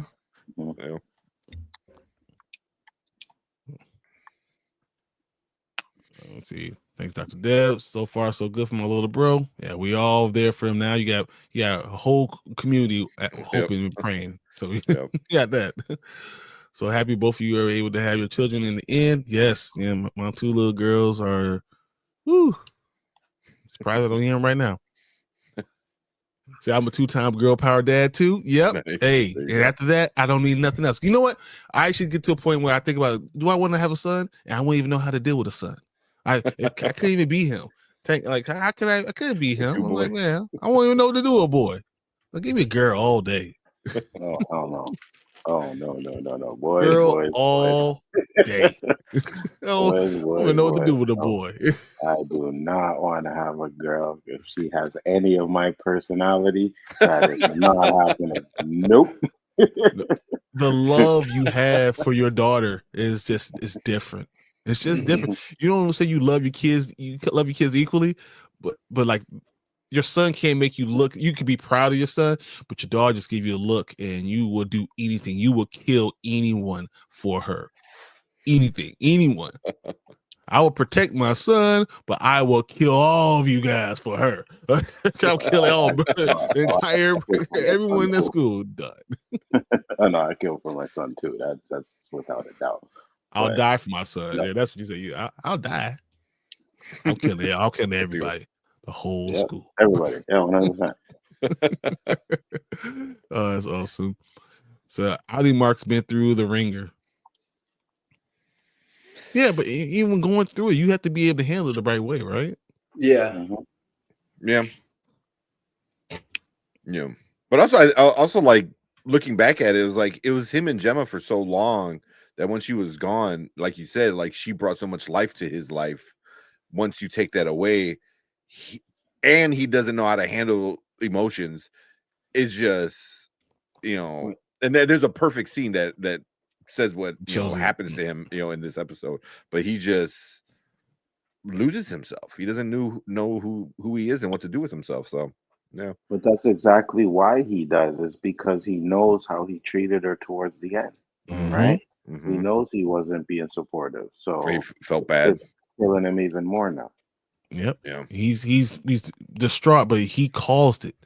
Yeah. She didn't want to go alone. And he sent her away. He sent her alone. He didn't tell you I love you. All those things. See, I feel you, Delta Dan. I had a boy and then a girl, and then I was done. I told the doctor he could tie my tubes, clip them, burn them, jump rope with them. I don't care, as long as I don't have any more kids. I could afford it. I feel that. Oh, kids are expensive as hell. So thank you, Dr. Deb. Oh, I do have mean spiral. I'm I'm trying to teach my girls. My 8-year-old is like 5'3", so I'm just trying to teach her the drop step. You're gonna be like, baby, you're gonna probably be 6'4". So let me just teach you how to do a drop step and a left hook right now. Let's do this. I wish Mark and Gemma had gotten couples grief counseling. Yeah. Yeah. I think that would have been interesting. Mm-hmm. Or maybe they did, and we haven't seen that memory. And it's actually Miss Cobell was the grief counselor. Oh, I don't know. I'm just throwing shit out there, but that sounds good though. I like it. So these boys are feral. And with this baby only being 7 months, yeah. He already wants to run around, man. You are a already superstar, Erica. That's all. Dealing with this man right over here, and then those kids and the dog. And Daphne. So the cat's the only one that doesn't bug her all the time. Oh man. So we see this is Drainsville, 96% complete.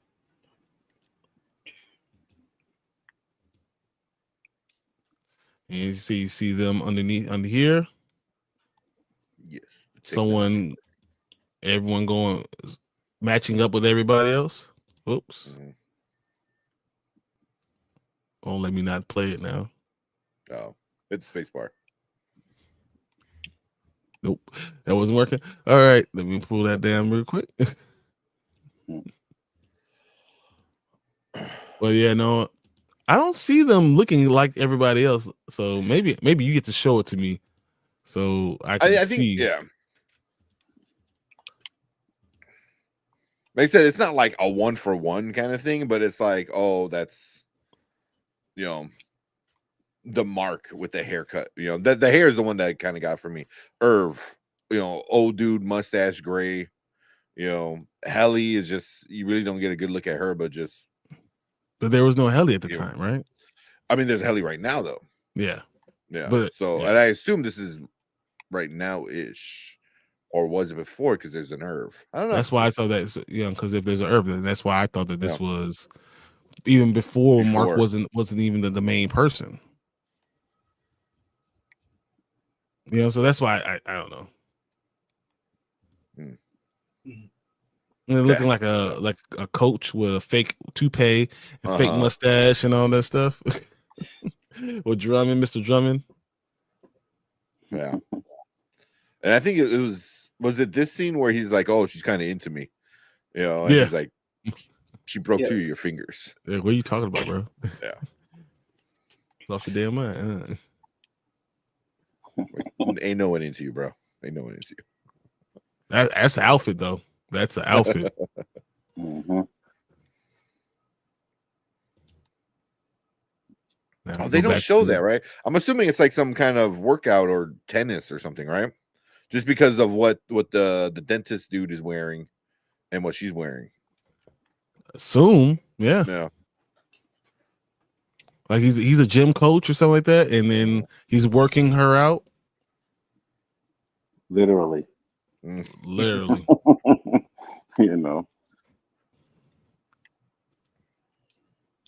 And so now we're in the IVF office. They're going together. I want to see the disappearing baby because I didn't catch that. Let's see if we can find this right here. Because I remember seeing the little kid. They make a point of showing it. Mm-hmm. Is that 9 at this point?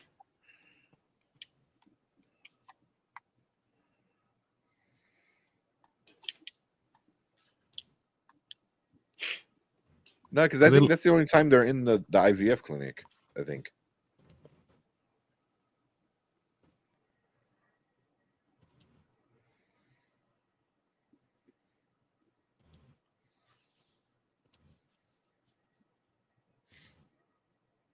Looking at each other. And that was it. Well, they have to be in here again. Yeah. See what everyone in chat's saying. Yeah. Like he said, I feel it. I wanted to have kids to have someone on their level. That's why I had 2. They are not a blessing. I had a brother, and he was always it was always us and then our parents. Then that makes sense. Sibling relationships are so important. I love seeing my kids support each other. They're 20 and 17 now. It's beautiful seeing them just love each other. Oh, that's great. That's awesome. Yeah. That's Brandman and his sister, right? Yeah. Yeah, like best friends. Absolutely. They are a blessing. Okay. I'm about to say, I was like, what? I'll be right back, fellas. Okay, go ahead. Yeah. Be right back. So Mark has type. So Helly and Gemma are both badasses. they'll hit you with a chair or throw some. Well, that's the thing is like people reference Helly chucking the intercom, in the first episode or ready to roll, like yep. And then then Gemma's like breaking fingers, cracking chairs over backs. Hey, that's what I'm talking about. He likes WWE. Let's go. Uh-huh. It's like Larry Nassar vibe. Gross. Yeah. Yeah, I think he's sexually assaulting her. Yeah, 100%. Yeah, Dan. At least it's not just me. What you said there is beautiful. When the shot wise, the girl is gone. So you're around both points, Lakeisha. Yeah, all the correct is awful. Let's see if we can find I didn't even see the girl here yet. Oh, here's an interesting one because I got like a bunch of like Severance posts up and something like that. Somebody's saying, I think everything that's happening to Gemma in those rooms has happened to Irving, only it was Bert doing all the tests. I was like, that's interesting. That Bert was the dentist, quote unquote, and Irv was the Gemma. And they fell in love. See, so she's not there. There's no kid there, right? But when they walk in, there's a kid playing. Let's see.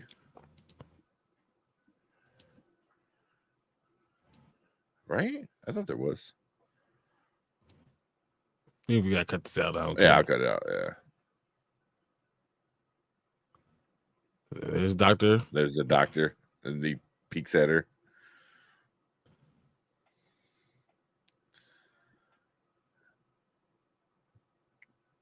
Because don't they show they show a kid? I'm pretty sure they show a kid. There's her.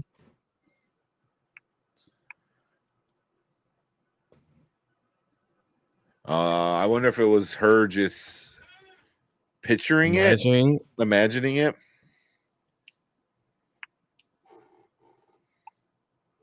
But they're both looking at the girl, right? I don't know because it was just her. It was looking from her point of view, right? That's interesting. There's no girl there. Yeah, she's not there. Yeah, she would be right there by the table. That's a good catch. Was that Nikisha? That was a good catch. And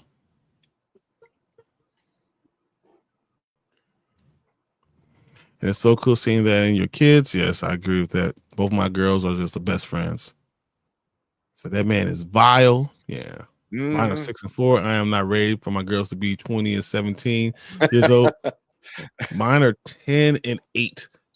And you can see the changing in them and how they become like your 10-year-old starts to become a little lady and your 8-year-old wants to hurry up and grow up like them, but they're still best friends. And that's what you want. You want that connection for them. Yeah. So he is Nikisha. I agree. He's a vile man. Oh wow. What I thought their tank on Bert. I hope you're not right about that, because that would be interesting. That he really does know. Yeah. So you were close. The scene with Gemma sitting and she was looking at the girl. Yeah. So maybe later Mark says there's a little girl out there for all of us, and all we have to do is grab her. Yes, he definitely does say. Yeah. Yeah. And it's always a girl, and then with Miss Wang, obviously being a female, I was like, okay, come on. Because this episode changed my theory for Miss Wang for sure. Okay. Once again, she's unhappy. We see the elevator. He's back in the house. And this is when he starts to seem like he's checking out a little bit more. Right? A little bit. It's like he's just going through the motions kind of thing, Yeah. She's still full of life and everything and bringing all this life. And he's just whatever. You can see it in her eyes. She's getting tired of it. Mm-hmm.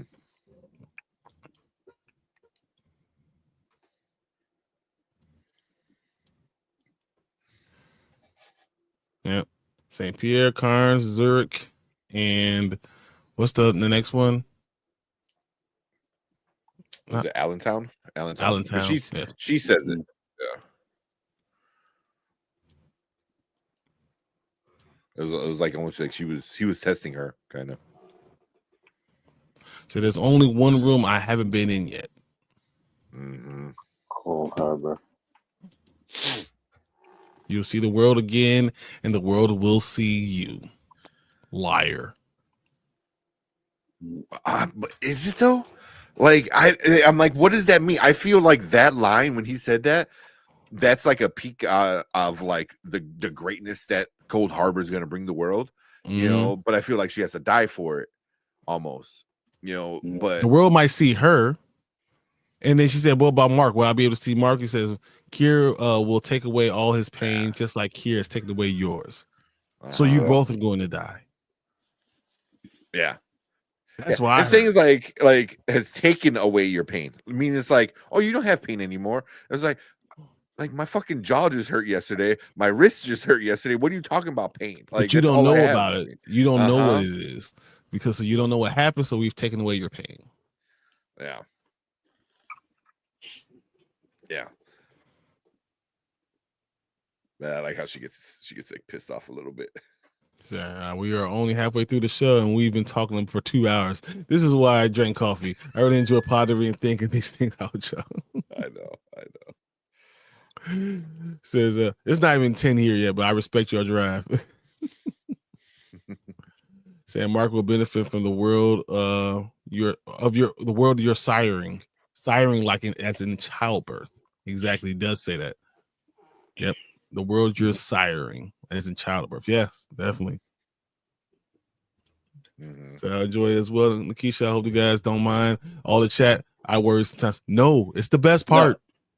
That's the most engaging part. Yeah. No, yeah, 100%. It's almost 1 a.m. here, and that's what Anzo's saying right now. He's like, dude, it's almost 1 a.m. here. What the hell, guys?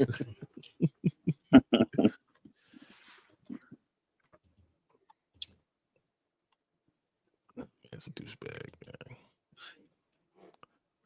So you see her. This is when when Devin's asleep. This is the Gabi. So she's looking at the X-rays of his brain, saying there's no other choice. We have to keep it going.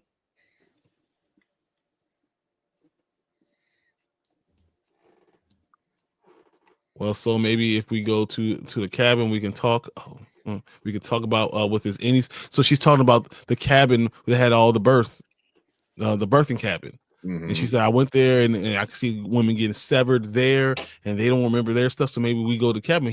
We'll be able to talk to his innie in the cabin. And then Ragabi says, that's not how it works. You can just go anywhere and have that, because it's almost like a hint that there's multiple severance. You severed multiple places, so he becomes someone else at that cabin. Maybe he's been in that cabin before. Ooh, that's a good one. Yeah. But okay, let's go through the scene because I got some shit to say about this scene.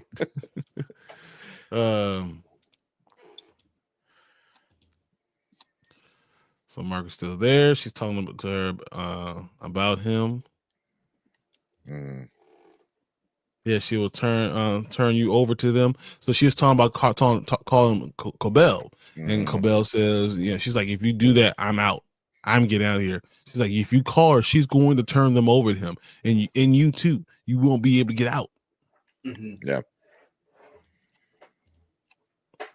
And she starts calling her, and Ragabi says, "Are you kidding? I'm out." And she's like, "Oh, you're leaving? Are you kidding? You can't leave. You can't leave him like this. You can't leave me here with him." She says, "Well, you're doing this. You're making the choice. I'm not doing any of this stuff. You are." Yeah. I don't know what to do with this. What do I do if he wakes up? And Ragabi's like, "They ain't my problem anymore. I'm out. 2 fingers." Talk about like a disappearing kid. Like, boom, she's gone. Said, "No, I need you to stay. I can't do this thing without you." Yep. Should probably thought about that before you're trying to call Cobell. And Mark is saying Chica. Yeah, Chica Bardo. So he's going through Chica Bardo because he's not necessarily alive or dead in this. Yeah. So I want to hear your thing before I start looking at all the rest of these. I don't know. It might piss off some people, but like me and Erica were talking about this, like especially this scene a lot today. Was like, it was very save me, I'm a white woman type of vibe, and and it was very like, like, I'm a white woman, come save me, even it's at the behest of your own sacrifice, but you have to save me because like this and that. You can't leave me. I need to be here. You have to help me. But also it's like the arrogance and the ignorance of Devin, where it's like, oh, we can go to the cabin, and she tells you exactly what the cabin is. It instantly tells you. So it's like she already knows more than you. So but now you're trying to make plans that she is already got planned out, and now you're coming in here and it's like, oh, I know what's best, and it was very, again, a very microaggression, not as aggressive as like the Melchek thing in earlier in the season, but still kind of like that a little bit, that's like, like looking back and talking about this scene, it was like, oh, I know what's right, because it's you get the vibe of like, oh, I'm his brother, but also it's like, oh, I'm a white woman kind of thing. It's very like that kind of vibe I was getting for it. But it was, it's just like, but that's like also a thing that happens in the real world. It's like, oh, white women always ask like minorities to come save them after they done fucked up, so it's not like anything new, and then she's going to fuck him. She goes, I'm gonna call Miss Cobell. Why are you gonna call her? Why are you gonna call her? She doesn't work for the company anymore. It doesn't matter. She works for the company. Look at all the fucked up shit she did. You know what I mean? Like it goes from like, she was so questioning of Melchek when he was there, saying like, oh, she don't work for the company anymore, blah blah blah blah blah blah, and she was like, oh, I don't believe it. But then now Ragabi is telling her this shit, and she's like, oh, I have to call Miss Cobell. It's like, you already know Miss Cobell, because I don't trust you, but I don't trust But I trust Miss Cobell, who I don't know who she really was either. Anyway, yeah. Why would you trust her more than you trust Rogabi?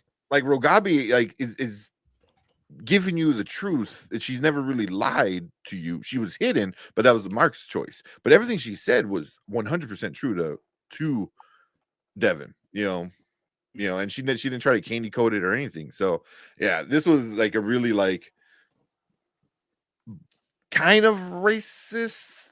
You know, it depends on how far you want to dig into it, but that was kind of like after watching it, it was kind of like the vibe like me and Erica were getting from it.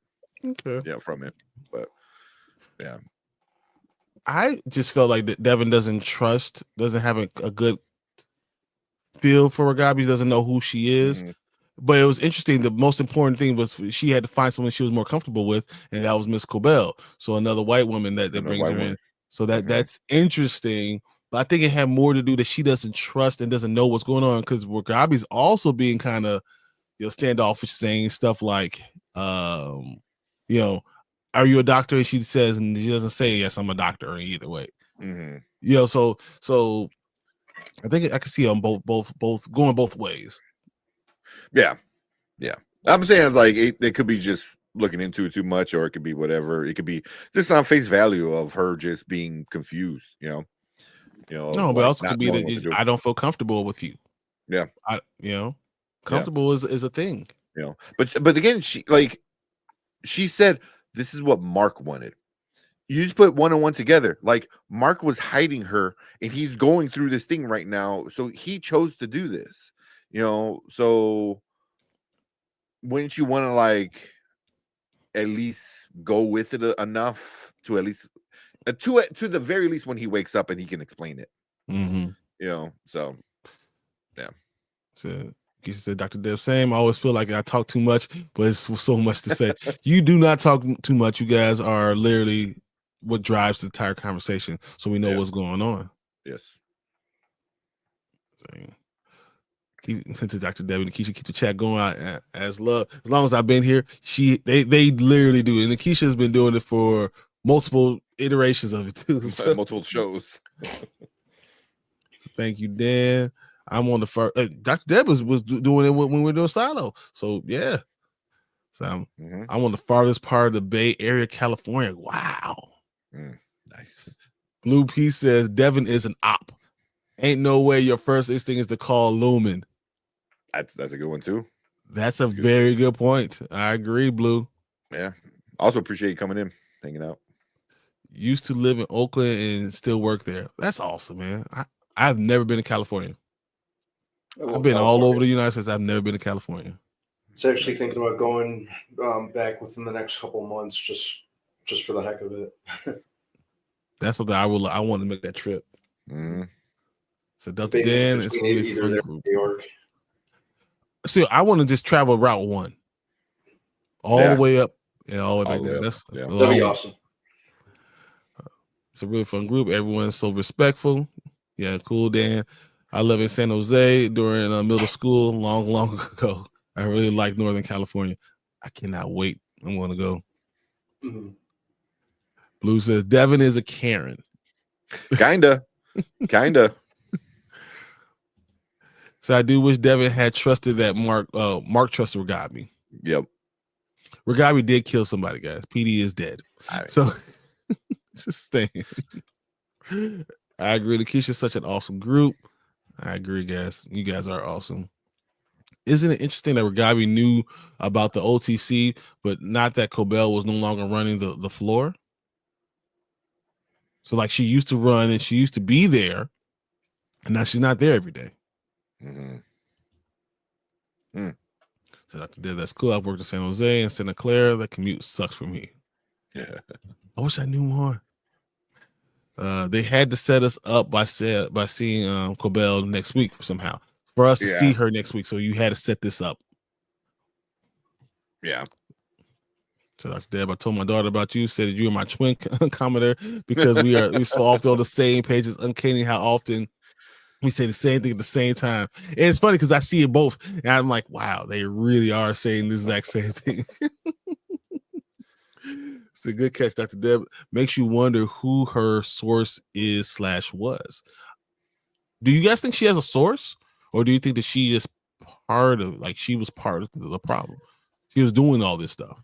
She was in Lumen. Mm-hmm. I mean, I think she was working in Lumen in some way. I'm not sure how though, but yeah,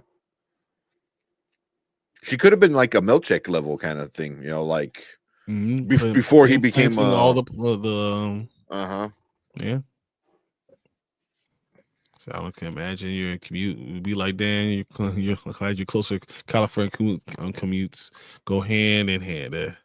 Hey, Chicago does too. I drive all around Chicago, crazy. Yeah, you do. So I'm going back to Cali. So always beautiful, Brian. Pacific Coast Highway. That's all I want to do. I want to literally just drive up, up Route 1 all the way up. I'll probably start in Sacramento, go through San Francisco and Oakland, all that stuff, and then just kind of go through Oregon and to Washington and all that stuff. Mm-hmm. So that would be really cool. So Highway 1 is dope. That's why I want it. He didn't follow the protocol. That's true. Yeah, see, he did it to himself. He did it to himself. So I haven't made the whole route on Highway 1 trip though. That's what you gotta do. Just do the whole thing. No, she did kill Mr. Granger though, violently. Yeah, he's a bad guy though. He's a bad guy. This is good. You're so right. That's hilarious, Nikisha. Yeah. Someone told her about the OTC. Mm-hmm. I wonder who her source is as well, Nikisha. That those two events weren't so far apart. I just think that the overtime contingency thing is something that people know that have run Lumen. And if she's in the research and development or did any of that stuff, like the nurse or any of that stuff, then she would know. Yeah. Also, I mean, we don't forget that Irv kept calling somebody, on the payphone. It could be Ragabi, It could be leaving messages on Petey's phone. Yeah. So I worked with the newest 49ers stadium. It took me an hour and 15 minutes to get there and some three hours on the way back. So when I go to the north side, if I leave Wrigley after 2:30, it takes me 2.5 hours to get home. I'm surprised it's only that long. That time of day. It's because you know where I could take 55 all the way back. Mm-hmm. But if I lived in the south suburbs, then I'll be in trouble. So, and the OTC actually occurred after Cobell left. Exactly. I don't think that's common knowledge. So that might be why you're saying that she might have some type of connection in there. Mm-hmm. So I thought it might be Irving too, but why didn't he just tell her about Milchek taking Cobell's spot? He wasn't there a lot. When he got back on the payphone, he hadn't talked to that person that he was talking to. He just left messages. Yeah. He hadn't talked to a person. Yeah. Everything was just messages. All right. So Marcus saying, chica.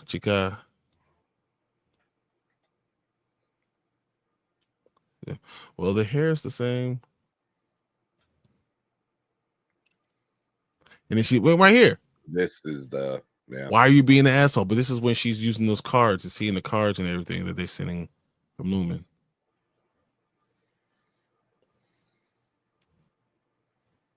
There it is right there. And we've seen that card before, right? We've seen cards just like this when Dylan stole them. Oh, that's right. When Dylan stole those cards. So I completely forgot about that.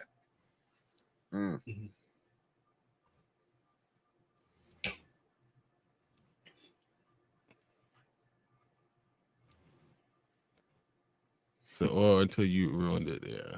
Because she's calling him out on being an asshole, but she does like those brain teasers, and she's that type of person. Yeah.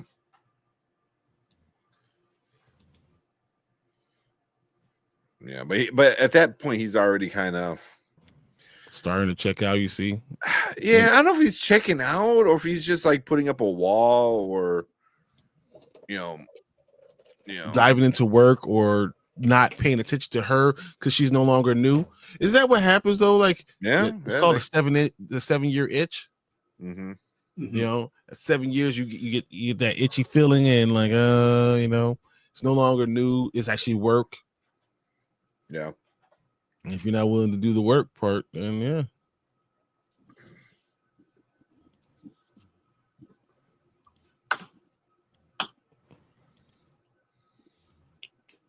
So that's the scene I'm trying to get to. When she goes and she's now on the airplane. That was crazy. Yeah. Can I get you anything else? Coffee, tea? She's like screaming with the turbulence. Mm-hmm. So let's set you up with a real meal, bon appetit. She's like, why the hell you give me real food?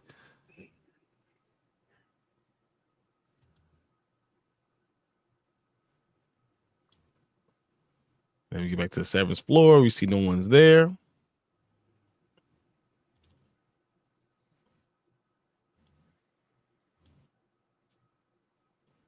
He has that weird ass sweater on now because you know he's going to the Christmas part.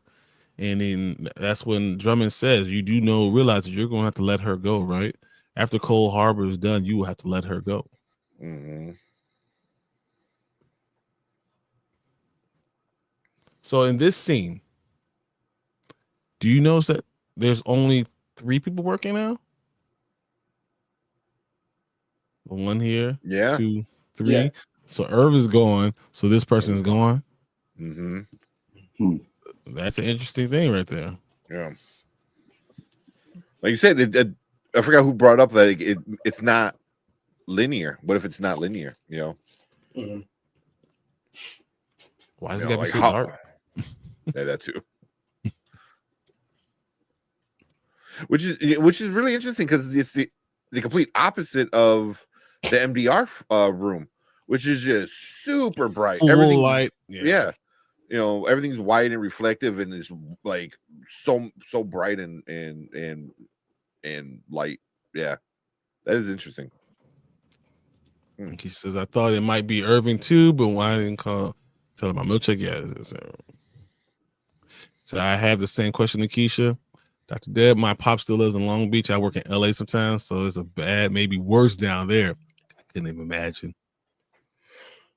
Since O&D is mass producing those cards, it must be a part of their recruitment process. Once again, the blood test, having the IVF office, and then this is part of their recruitment, trying to find the right people for these tests. Yeah. So I was in a Facebook group back when the show first aired. We speculated endlessly about what those cards meant when Dylan stole it. I don't remember anyone guessed the ego death. Death of your ego. Mm-hmm.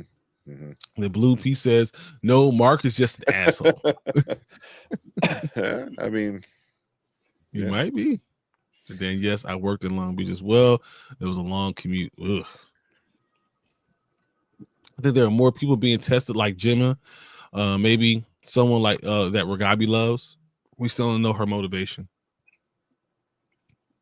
Or if it's Milchek, if that's her brother or some type of connection. Maybe she was also raised in Lumon. Ooh. Well, Dr. Dan says Nikisha better make another pot of coffee. So I was thinking about it.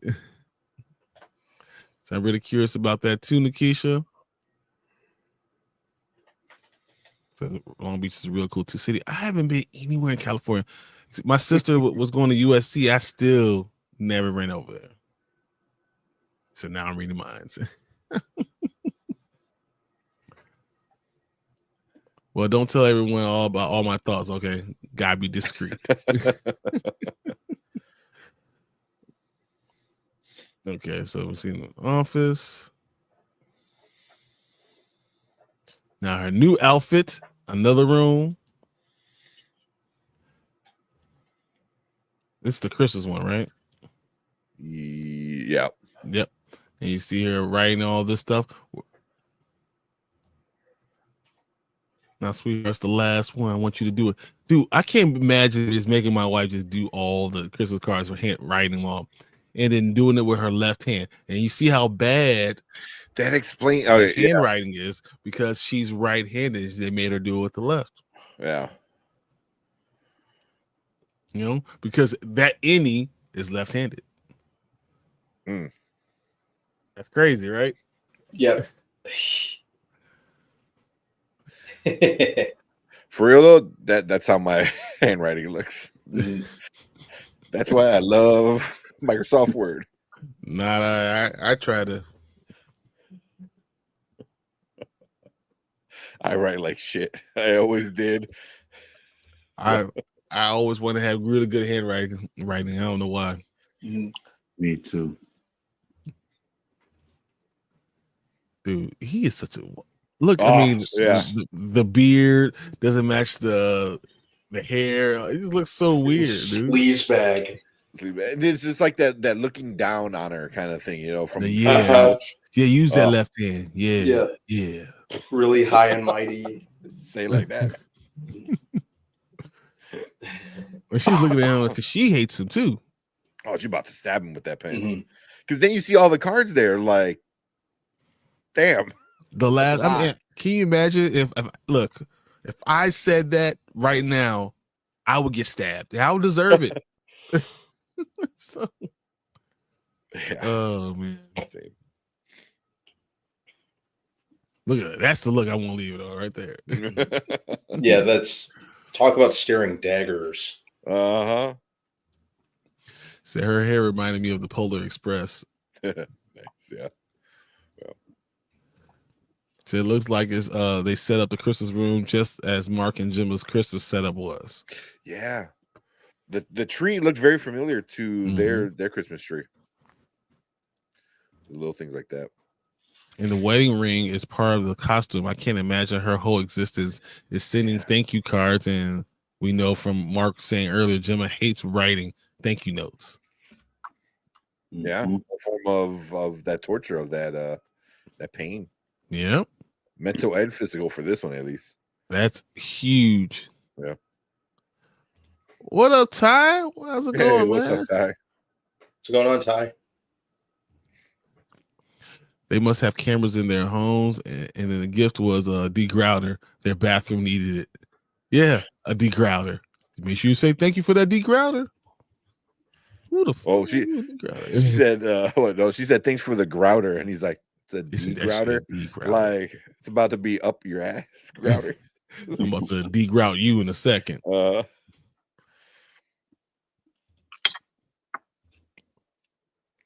he says, "Hey, I love you." And she looked at him like, "I'm about to kill this mother." And then it's like, "Yeah, love you too." But that just shows how far he's willing to go with these things. Yeah. But she puts on like this fake smile and kind of like when she says it too. It's. But does he not notice that she's putting us that fake smile? Yeah, I mean, has to, right? I mean, you got to be a complete dumbass if you don't think that, or you just seeing her as the way you want to see her, or doing the things that you want her to do. Yeah.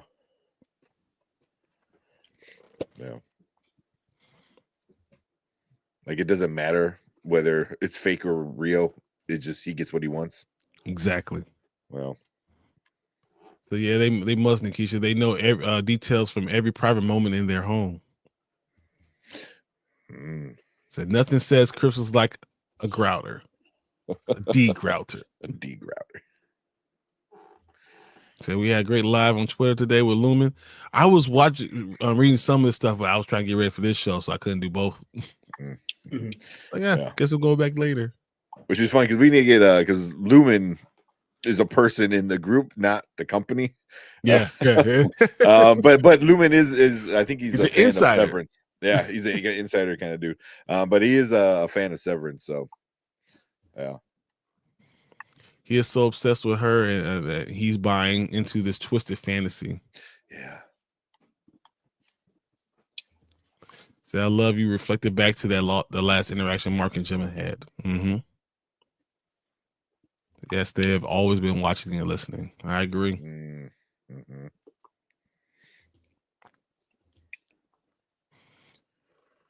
Her hand is hurting as soon as she walks out.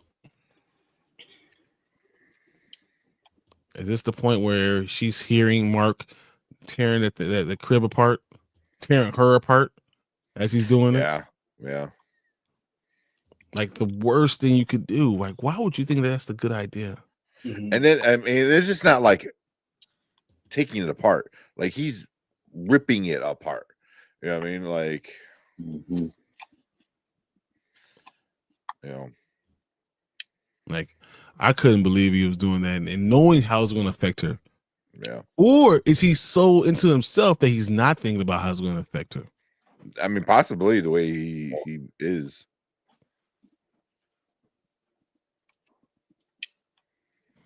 I still can't believe he did that. Yeah, that was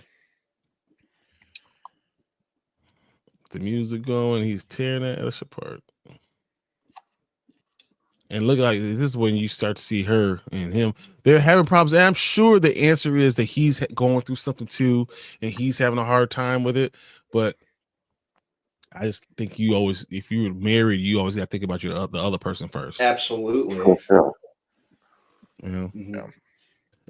And not acknowledging your pain is not a good thing, but not understanding that someone else might be going through something that you need to be that support system for her. If it's only you two, you have to be the support system for her, and then go from there. And Mark is just not getting it. Yeah. Mm-hmm. Yeah. I mean, because like he, lost the kids too, like because it's the relationship, but like you said, like he needs to kind of understand, that it's different for her than it is for him, even though it's the same loss. But physically, it's literally lost. Yeah, really. Yeah, And like it's affected differently. Exactly. So it's like it's not like he doesn't have grief or anything, but it's also he needs to be able to. He needs to be able to handle his grief, compartmentalize it, and understand that I need to be here for you. And you know what? Once I get you to another point, she could be there for you because she has been there for him, turning this whole life, turning his whole life around. So like, there's a give and take in the relationship, and he just seems right now that he's not at that's in that headspace. Yeah, I agree.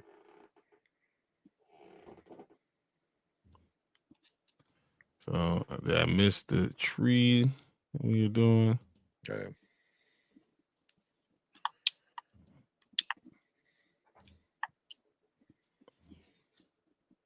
And she's crying. Yeah, that was rough. Anytime there's a big thud or a crack, you knew exactly what he was doing. I can't get the tree. I want to see the tree again because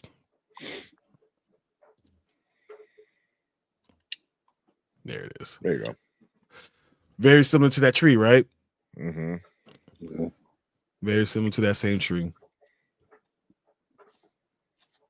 Yeah. Yeah, so I remember after my loss, I was at work one day and my boyfriend cleaned out the nursery, threw all the baby stuff away. I lost my mind when I got home. Almost got arrested. That's the wrong thing to do. Why would you throw away all the stuff the first time? Yeah, seriously. I don't know about throw it all away, but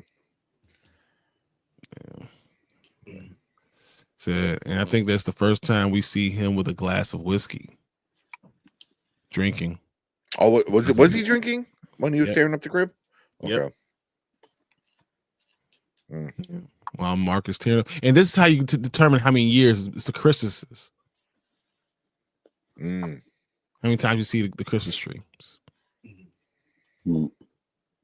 Oh, that's horrible, Nikisha. I relate to how you must have felt. Yeah, that's not the great idea. Reminds me of Mark now. He wants to get rid of anything physical, signs of the loss. Yeah. So yes, and the sofa's in the same place too. Yeah, kind of like the coffee table's right there, and the sofa's right there. So I missed that Mark was drinking. Great catch. Yeah. Gemma's going through that, thinking about that when she sees a key lime pie. The pie looked pretty good. It did. It did. So how are you feeling? How you think I'm feeling, bro? Yeah. Violated. Yeah, this is where it starts getting really icky too. Dude, he says, you're talking about Mark. She's asking about Mark. Am I going to see Mark again? And he says, your husband remarried last year, right? It's like, dude. And she like is in disbelief. Yes, I mean, he says, he's moved on. Maybe you should move on too. Looking at her like, turn off the lights. Oh, it was so creepy. He's like, maybe you moved on too. And it was like, oh, ew. It was like he thought he just spit a bar. Like, yeah. Maybe you moved on too. For the soft music. Yeah, put a different track on that oh my god. You thought he was in. Look at that look was like, this motherfucker just say that? Did he just say that?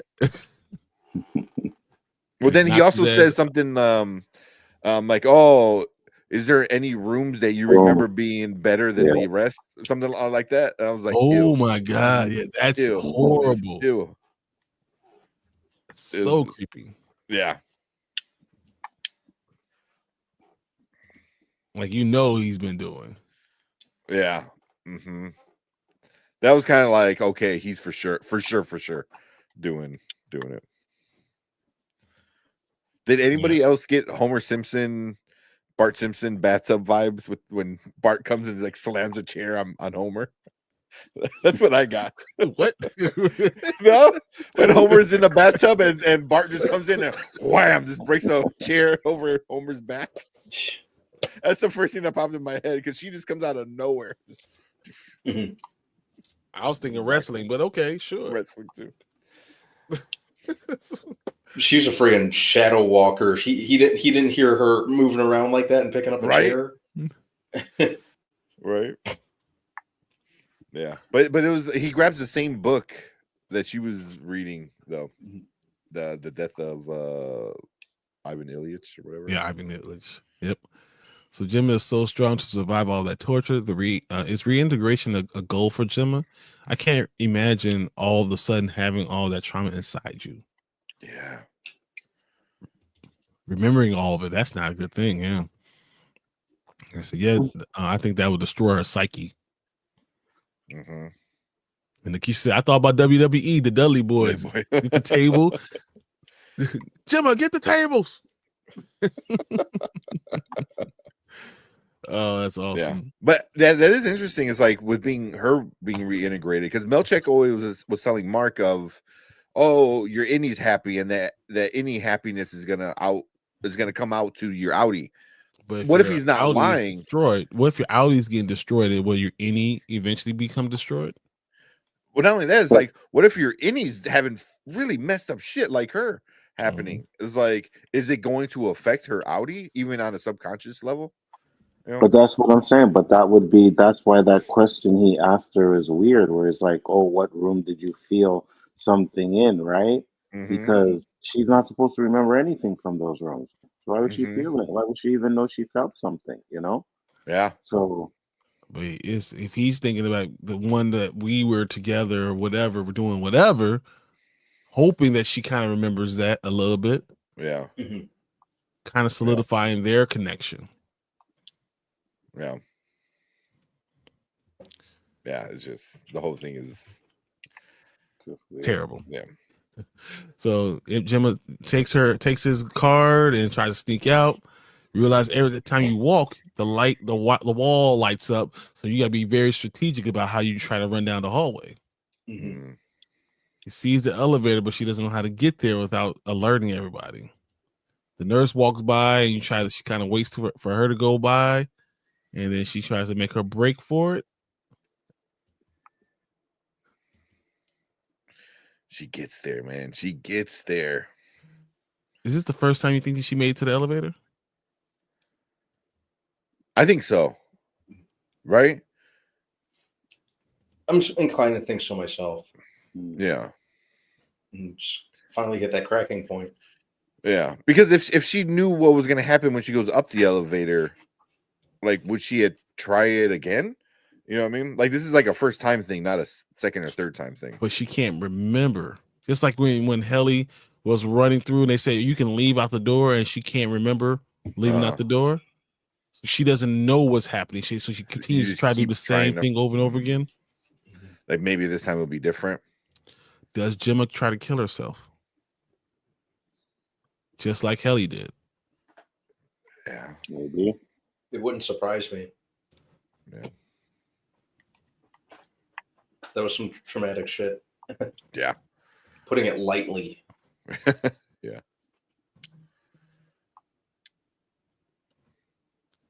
So she gets to the elevator. So Gemma, stop.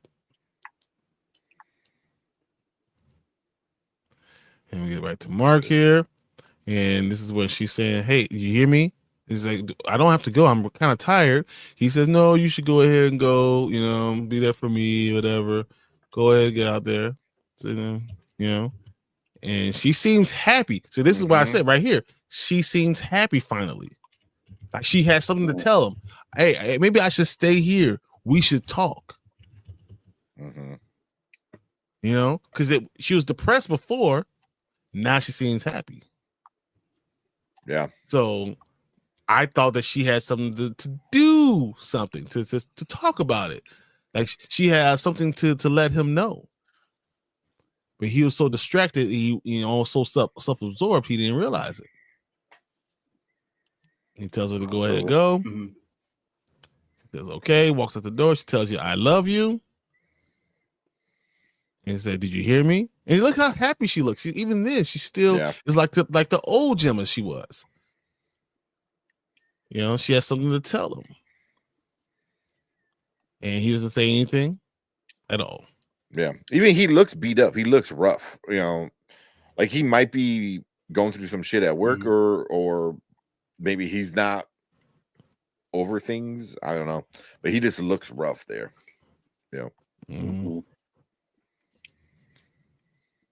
So bye, see you soon. And that's like the worst thing you ever say because you don't ever see him again.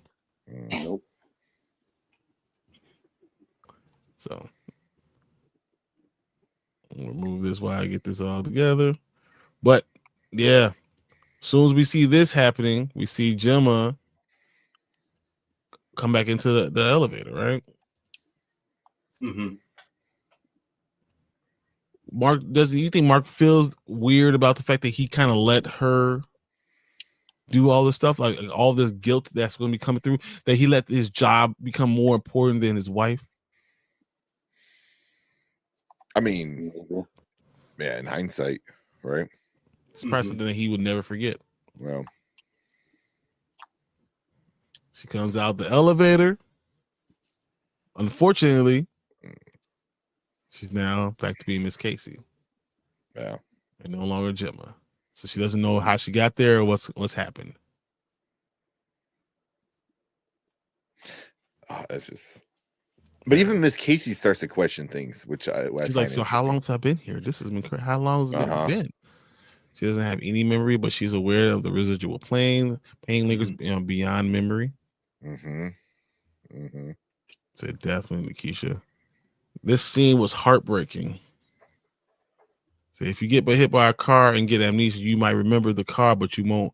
You still know you're hurting all over.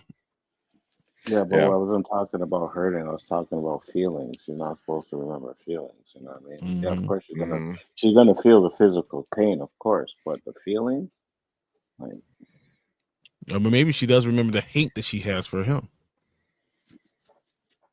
Yeah, I mean, it's still a feeling, though. It's like, and maybe hate is the one thing that kind of seeps through. Yeah. Because I mean, that's really interesting. Because remember going back to the beginning of the episode when she sees the dress and she says shit, or she sounds upset because she fears going into that room. She doesn't know what happens, but she knows coming out of it, it's not good. You know, And so she feels a certain way, like her body reacts. I think your body Yeah. reacts to feelings sometimes too, and you know how your body reacts to after that, and that's kind of what happens. yeah. Yeah, that is interesting. So I got the same impression, Akeisha. I mean, you might not remember the car, but you remember the feeling it comes from. Yeah. You know, Mark has replayed that night over and over in his mind. What if he had told her to stay? What if he had gone with her? Yep. The good he must be feeling. I didn't pick on her seeing happy in the moment, but possibly pregnant. Great point there. I 100% think that she was pregnant, and she could not wait to tell him. Yeah. And that's why she had gotten into the accident, because Lumon knew she was pregnant too, and that's when they wanted to take her. Yeah. Pain is a feeling. You feel pain. She knows that the dress meant her mouth is going to hurt. Yes, her teeth or jaw, or I don't even want to go there. She knows the Christmas outfit will mean her hand was going to hurt. Yeah. Totally, Nikisha. Gotcha. Yeah. So Miss Casey gets out of there. She doesn't know, like, she doesn't run out. She doesn't know exactly what she's doing. She's kind of just walking through, not remembering everything. Milchick comes out of nowhere. Your Audi came in for a public art exhibition. He came up with that lie real quick. Yeah. With the quickness. It makes no damn sense. Mhm. Dude, he pulled that shit out of nowhere. And she's like, "Why I'm in the dark room?" She's like, "Oh, because you have to go back downstairs. That's where the bus is waiting to come pick you up."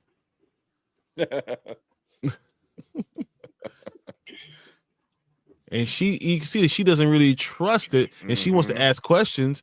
And he says, "Now, Miss Casey, you need to go down there. They're waiting on you." Yeah. He said, "Yeah." He was out of breath. He ran to that hallway. Oh yeah. Because, remember, if Cold Harbor happens, he's the guy that made it happen. So he gets publicity. He gets all that good stuff too. Maybe they see me as a full person. And she goes back down. Milchick has done his thing. Seth become an asshole. And she goes back into the elevator. His scene. Oh, yeah. Man. Marcus at You his desk. knew it was coming. You knew this scene or something like this scene was coming, but just not ready for it. Just right here. This look. He sees that, and then I love the back and forth between him and Gemma. It's just the sadness of knowing you're kind of stuck, that your life has changed and you're screwed. So he goes from this look to her opening the door and seeing Jackie, Nurse Jackie, whoever you want to call her, sitting there. Mark looking like this, knowing something's wrong, seeing the police outside the door, and it's almost like he's being sucked in, lost. And you can tell he realizes something's going on. And then Gemma sees the nurse again, and she realizes she is trapped there. There's no way for her to get out. She can't find a way because Miss Casey can't remember. So unless you can find a way to talk to Miss Casey when she gets up to that level, she can't get out. Yeah. So now she's in the same spot where Mark is, trying to, can I use lights? Can I find a way to be able to do something to tell them how I need to get out? Yeah. Even carve a scar into your body saying get out somewhere. Yeah. But even then, would that even matter? Because you're in a hallway where you only see the light, you only see the end of the hall. And then you get somebody who, like Milchick standing there. It was like, I don't care how badass Gemma is, she ain't she ain't getting past Milchek. You know, so yeah, but it might not be Milchek. If you come at the right time, you can say, put one hand, don't trust Milchek, and put in the other hand, run. Yeah.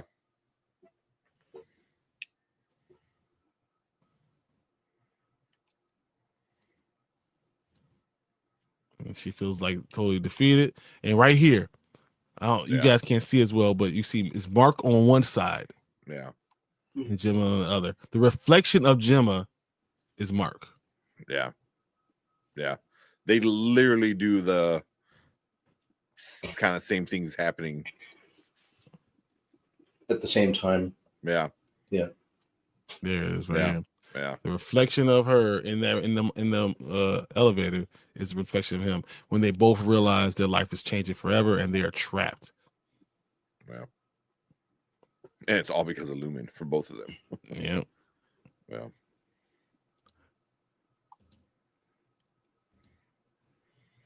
She's just broken and done. And you feel the depression coming through. And Mark is broken and done. Yeah. So I know you skipped. I forgot what part is it. The part where he's like, oh yeah, I think it's right there, where he just fades into the darkness and fades into black. It was just like such a great shot for me, man. Like it's just like such a metaphor of like he's gone. What is he going like, through? That's it. Like that version of Mark is gone. Like he's, yeah. He wakes up. Devin says, hey, what's up? Hey, you up?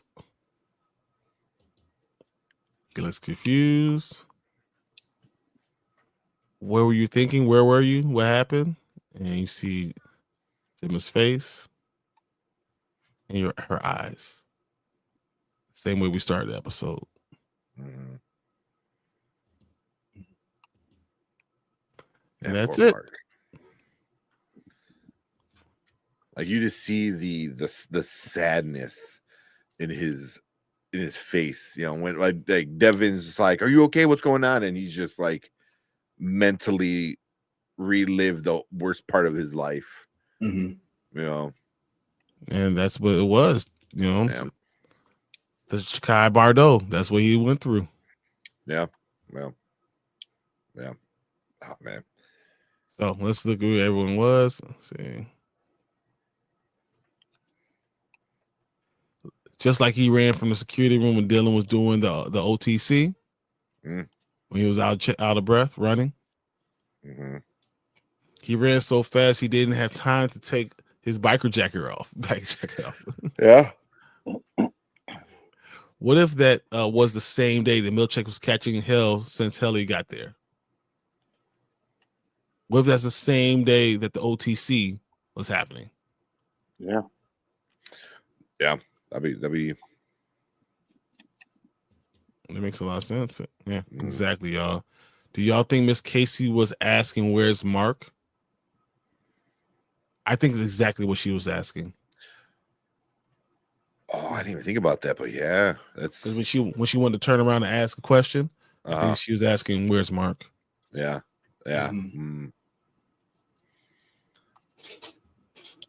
She said, I had to pause the TV here. The spare was too much. Took me about 10 minutes before I could press play.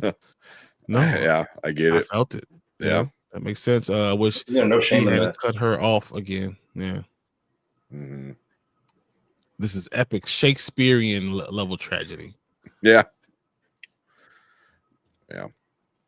I wish the same thing, Nikisha. It was like Miss Casey had that gut feeling that something wasn't right. Exactly. You two ladies are blowing my mind in a good way. So you're wicked cool, Dan. Thanks. Also, wish we had heard Mark talk when he woke up. Which Mark is he? If he's reintegrating, then why weren't any of the Innie's memories mostly just Audi? That's a good point. You think it would be more balanced memories of both? Unless the Innie was already the one who was being reintegrated with the Audi. Like it was the Innie being reintegrated with the Audi, except the Audi being reintegrated with the Innie. You know, that's a really interesting way. I didn't think about that. It's like, who is getting integrated with who? Like, who's, the main mark? If it's the innie or the outie. Like, you assume it's the outie, but what if things play out differently? But the innie would have to have a lot of memories. Like, it's a lifetime of memories. Yeah. That's probably why it will go the other way. Yeah. So the man said, only decaf now, Nikisha. Only Delta. Only a decaf. Great points in question, Nikisha. No, on no any memories, but also a lot of the any memories are just work. Until Helly got there, they're just all work. Really, you had Petey was your friend, but Petey even said, "I'm your best friend, and we are good friends." Mm-hmm. So they didn't really have a connection. Yeah. So I'll take Wicked Cool. I don't think reintegration is going to play out how we think. Same. I think there's going to be a lot of issues. Flashes that he doesn't know what's coming. Yeah. What's actually happening now and what's happening later. Yeah. And I think it's going to affect him when he decides to go back to work. He has to fake it like Helly did. Yeah. Or Helena did. But would he really have to fake it because he's gonna have memories of his innie life too, right? So he'll know. So he wouldn't have to fake it. Yeah. But I'm saying if he doesn't get the innie ones, maybe it's a flood of stuff and comes just like how this Audi stuff is coming in floods.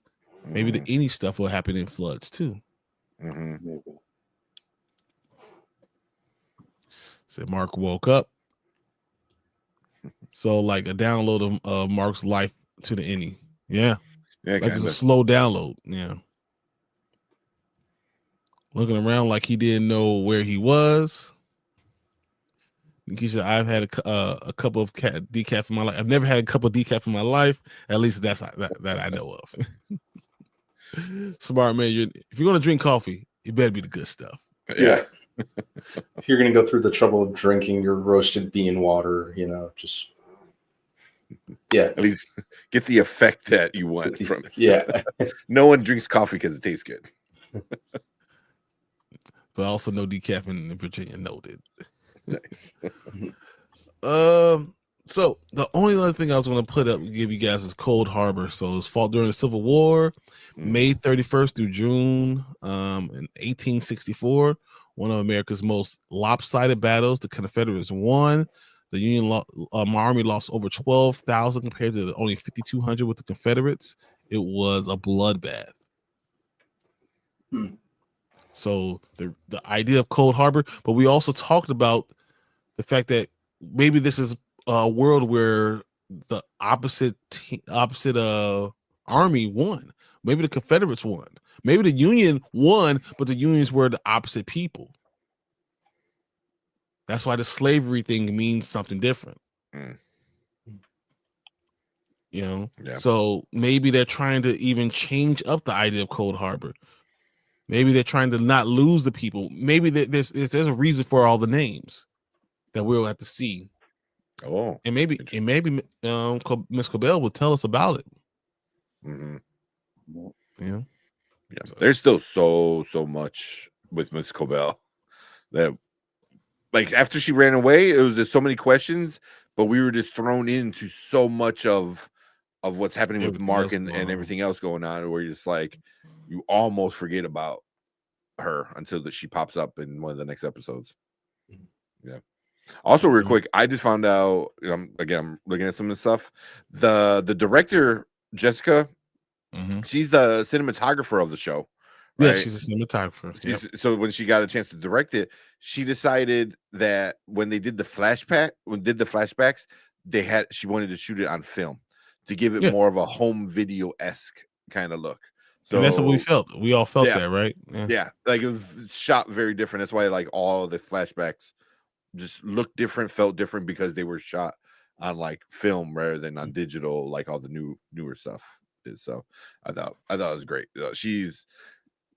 I want so much more of this director. She was so good. Like She was so but good. She's a more of a movie person, and she shot this episode like it was watching the movie. Yeah, but if she's the cinematographer well, I don't know if she's the cinematographer of the show. So, all these great shots that I've been like, saying praising about, it's her. It's her, right? Yeah, obviously, I would love the episode she directed. So, yeah.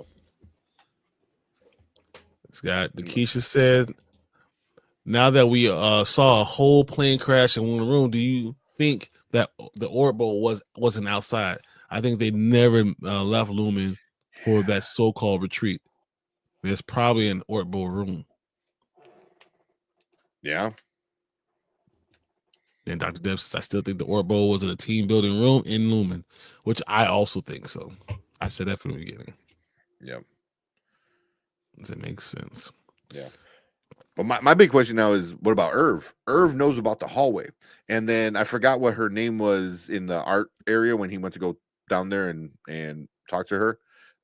She's like, oh, about the testing floor. Like, about this. So it's like, well, she was also the same person that was there giving for the dentist. Yeah, for the tools. Yep. So Felicia, Felicia. Yes. Yeah. Yep. You're right. What does she know? But also, was Irv down there? How does Irv know about this? So, yeah, I'm really. But is Audi remembers it, knows about it too. Which makes me think is Irv reintegrated? And maybe they already knew that reintegration was possible because they kept on saying when Miss Cobell's in charge, reintegration is not possible. Yeah.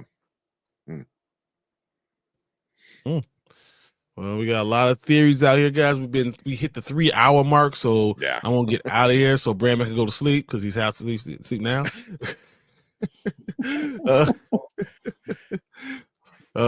There he is. All right. Coffee. We need some non-decaf coffee right now, guys. But we're gonna get out of here. Thank you guys all for helping us out. Dr. Deb, Nakisha, Delta Dan, you guys are amazing. Thanks for all the super chats we got today.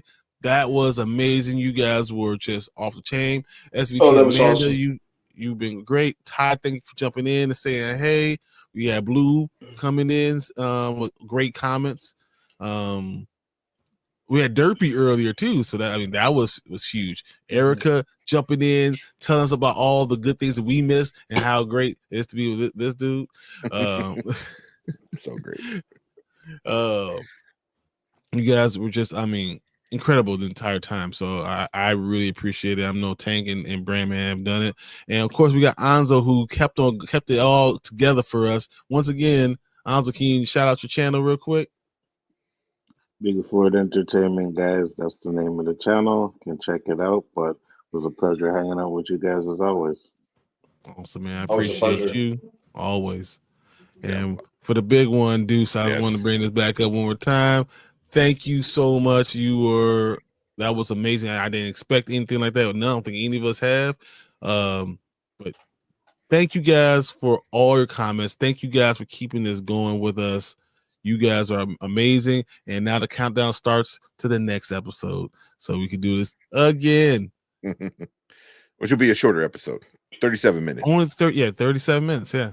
Thanks, everyone. Hope to see you guys back next week. Counting down the days to Thursday at 9 p.m. Yes. So much love. Good night, Dr. Deb. It's a great chatting with both you guys. And we won't get out of here on Praise Kier. Praise Kier. All right, guys. Later. Peace. The board has concluded the call.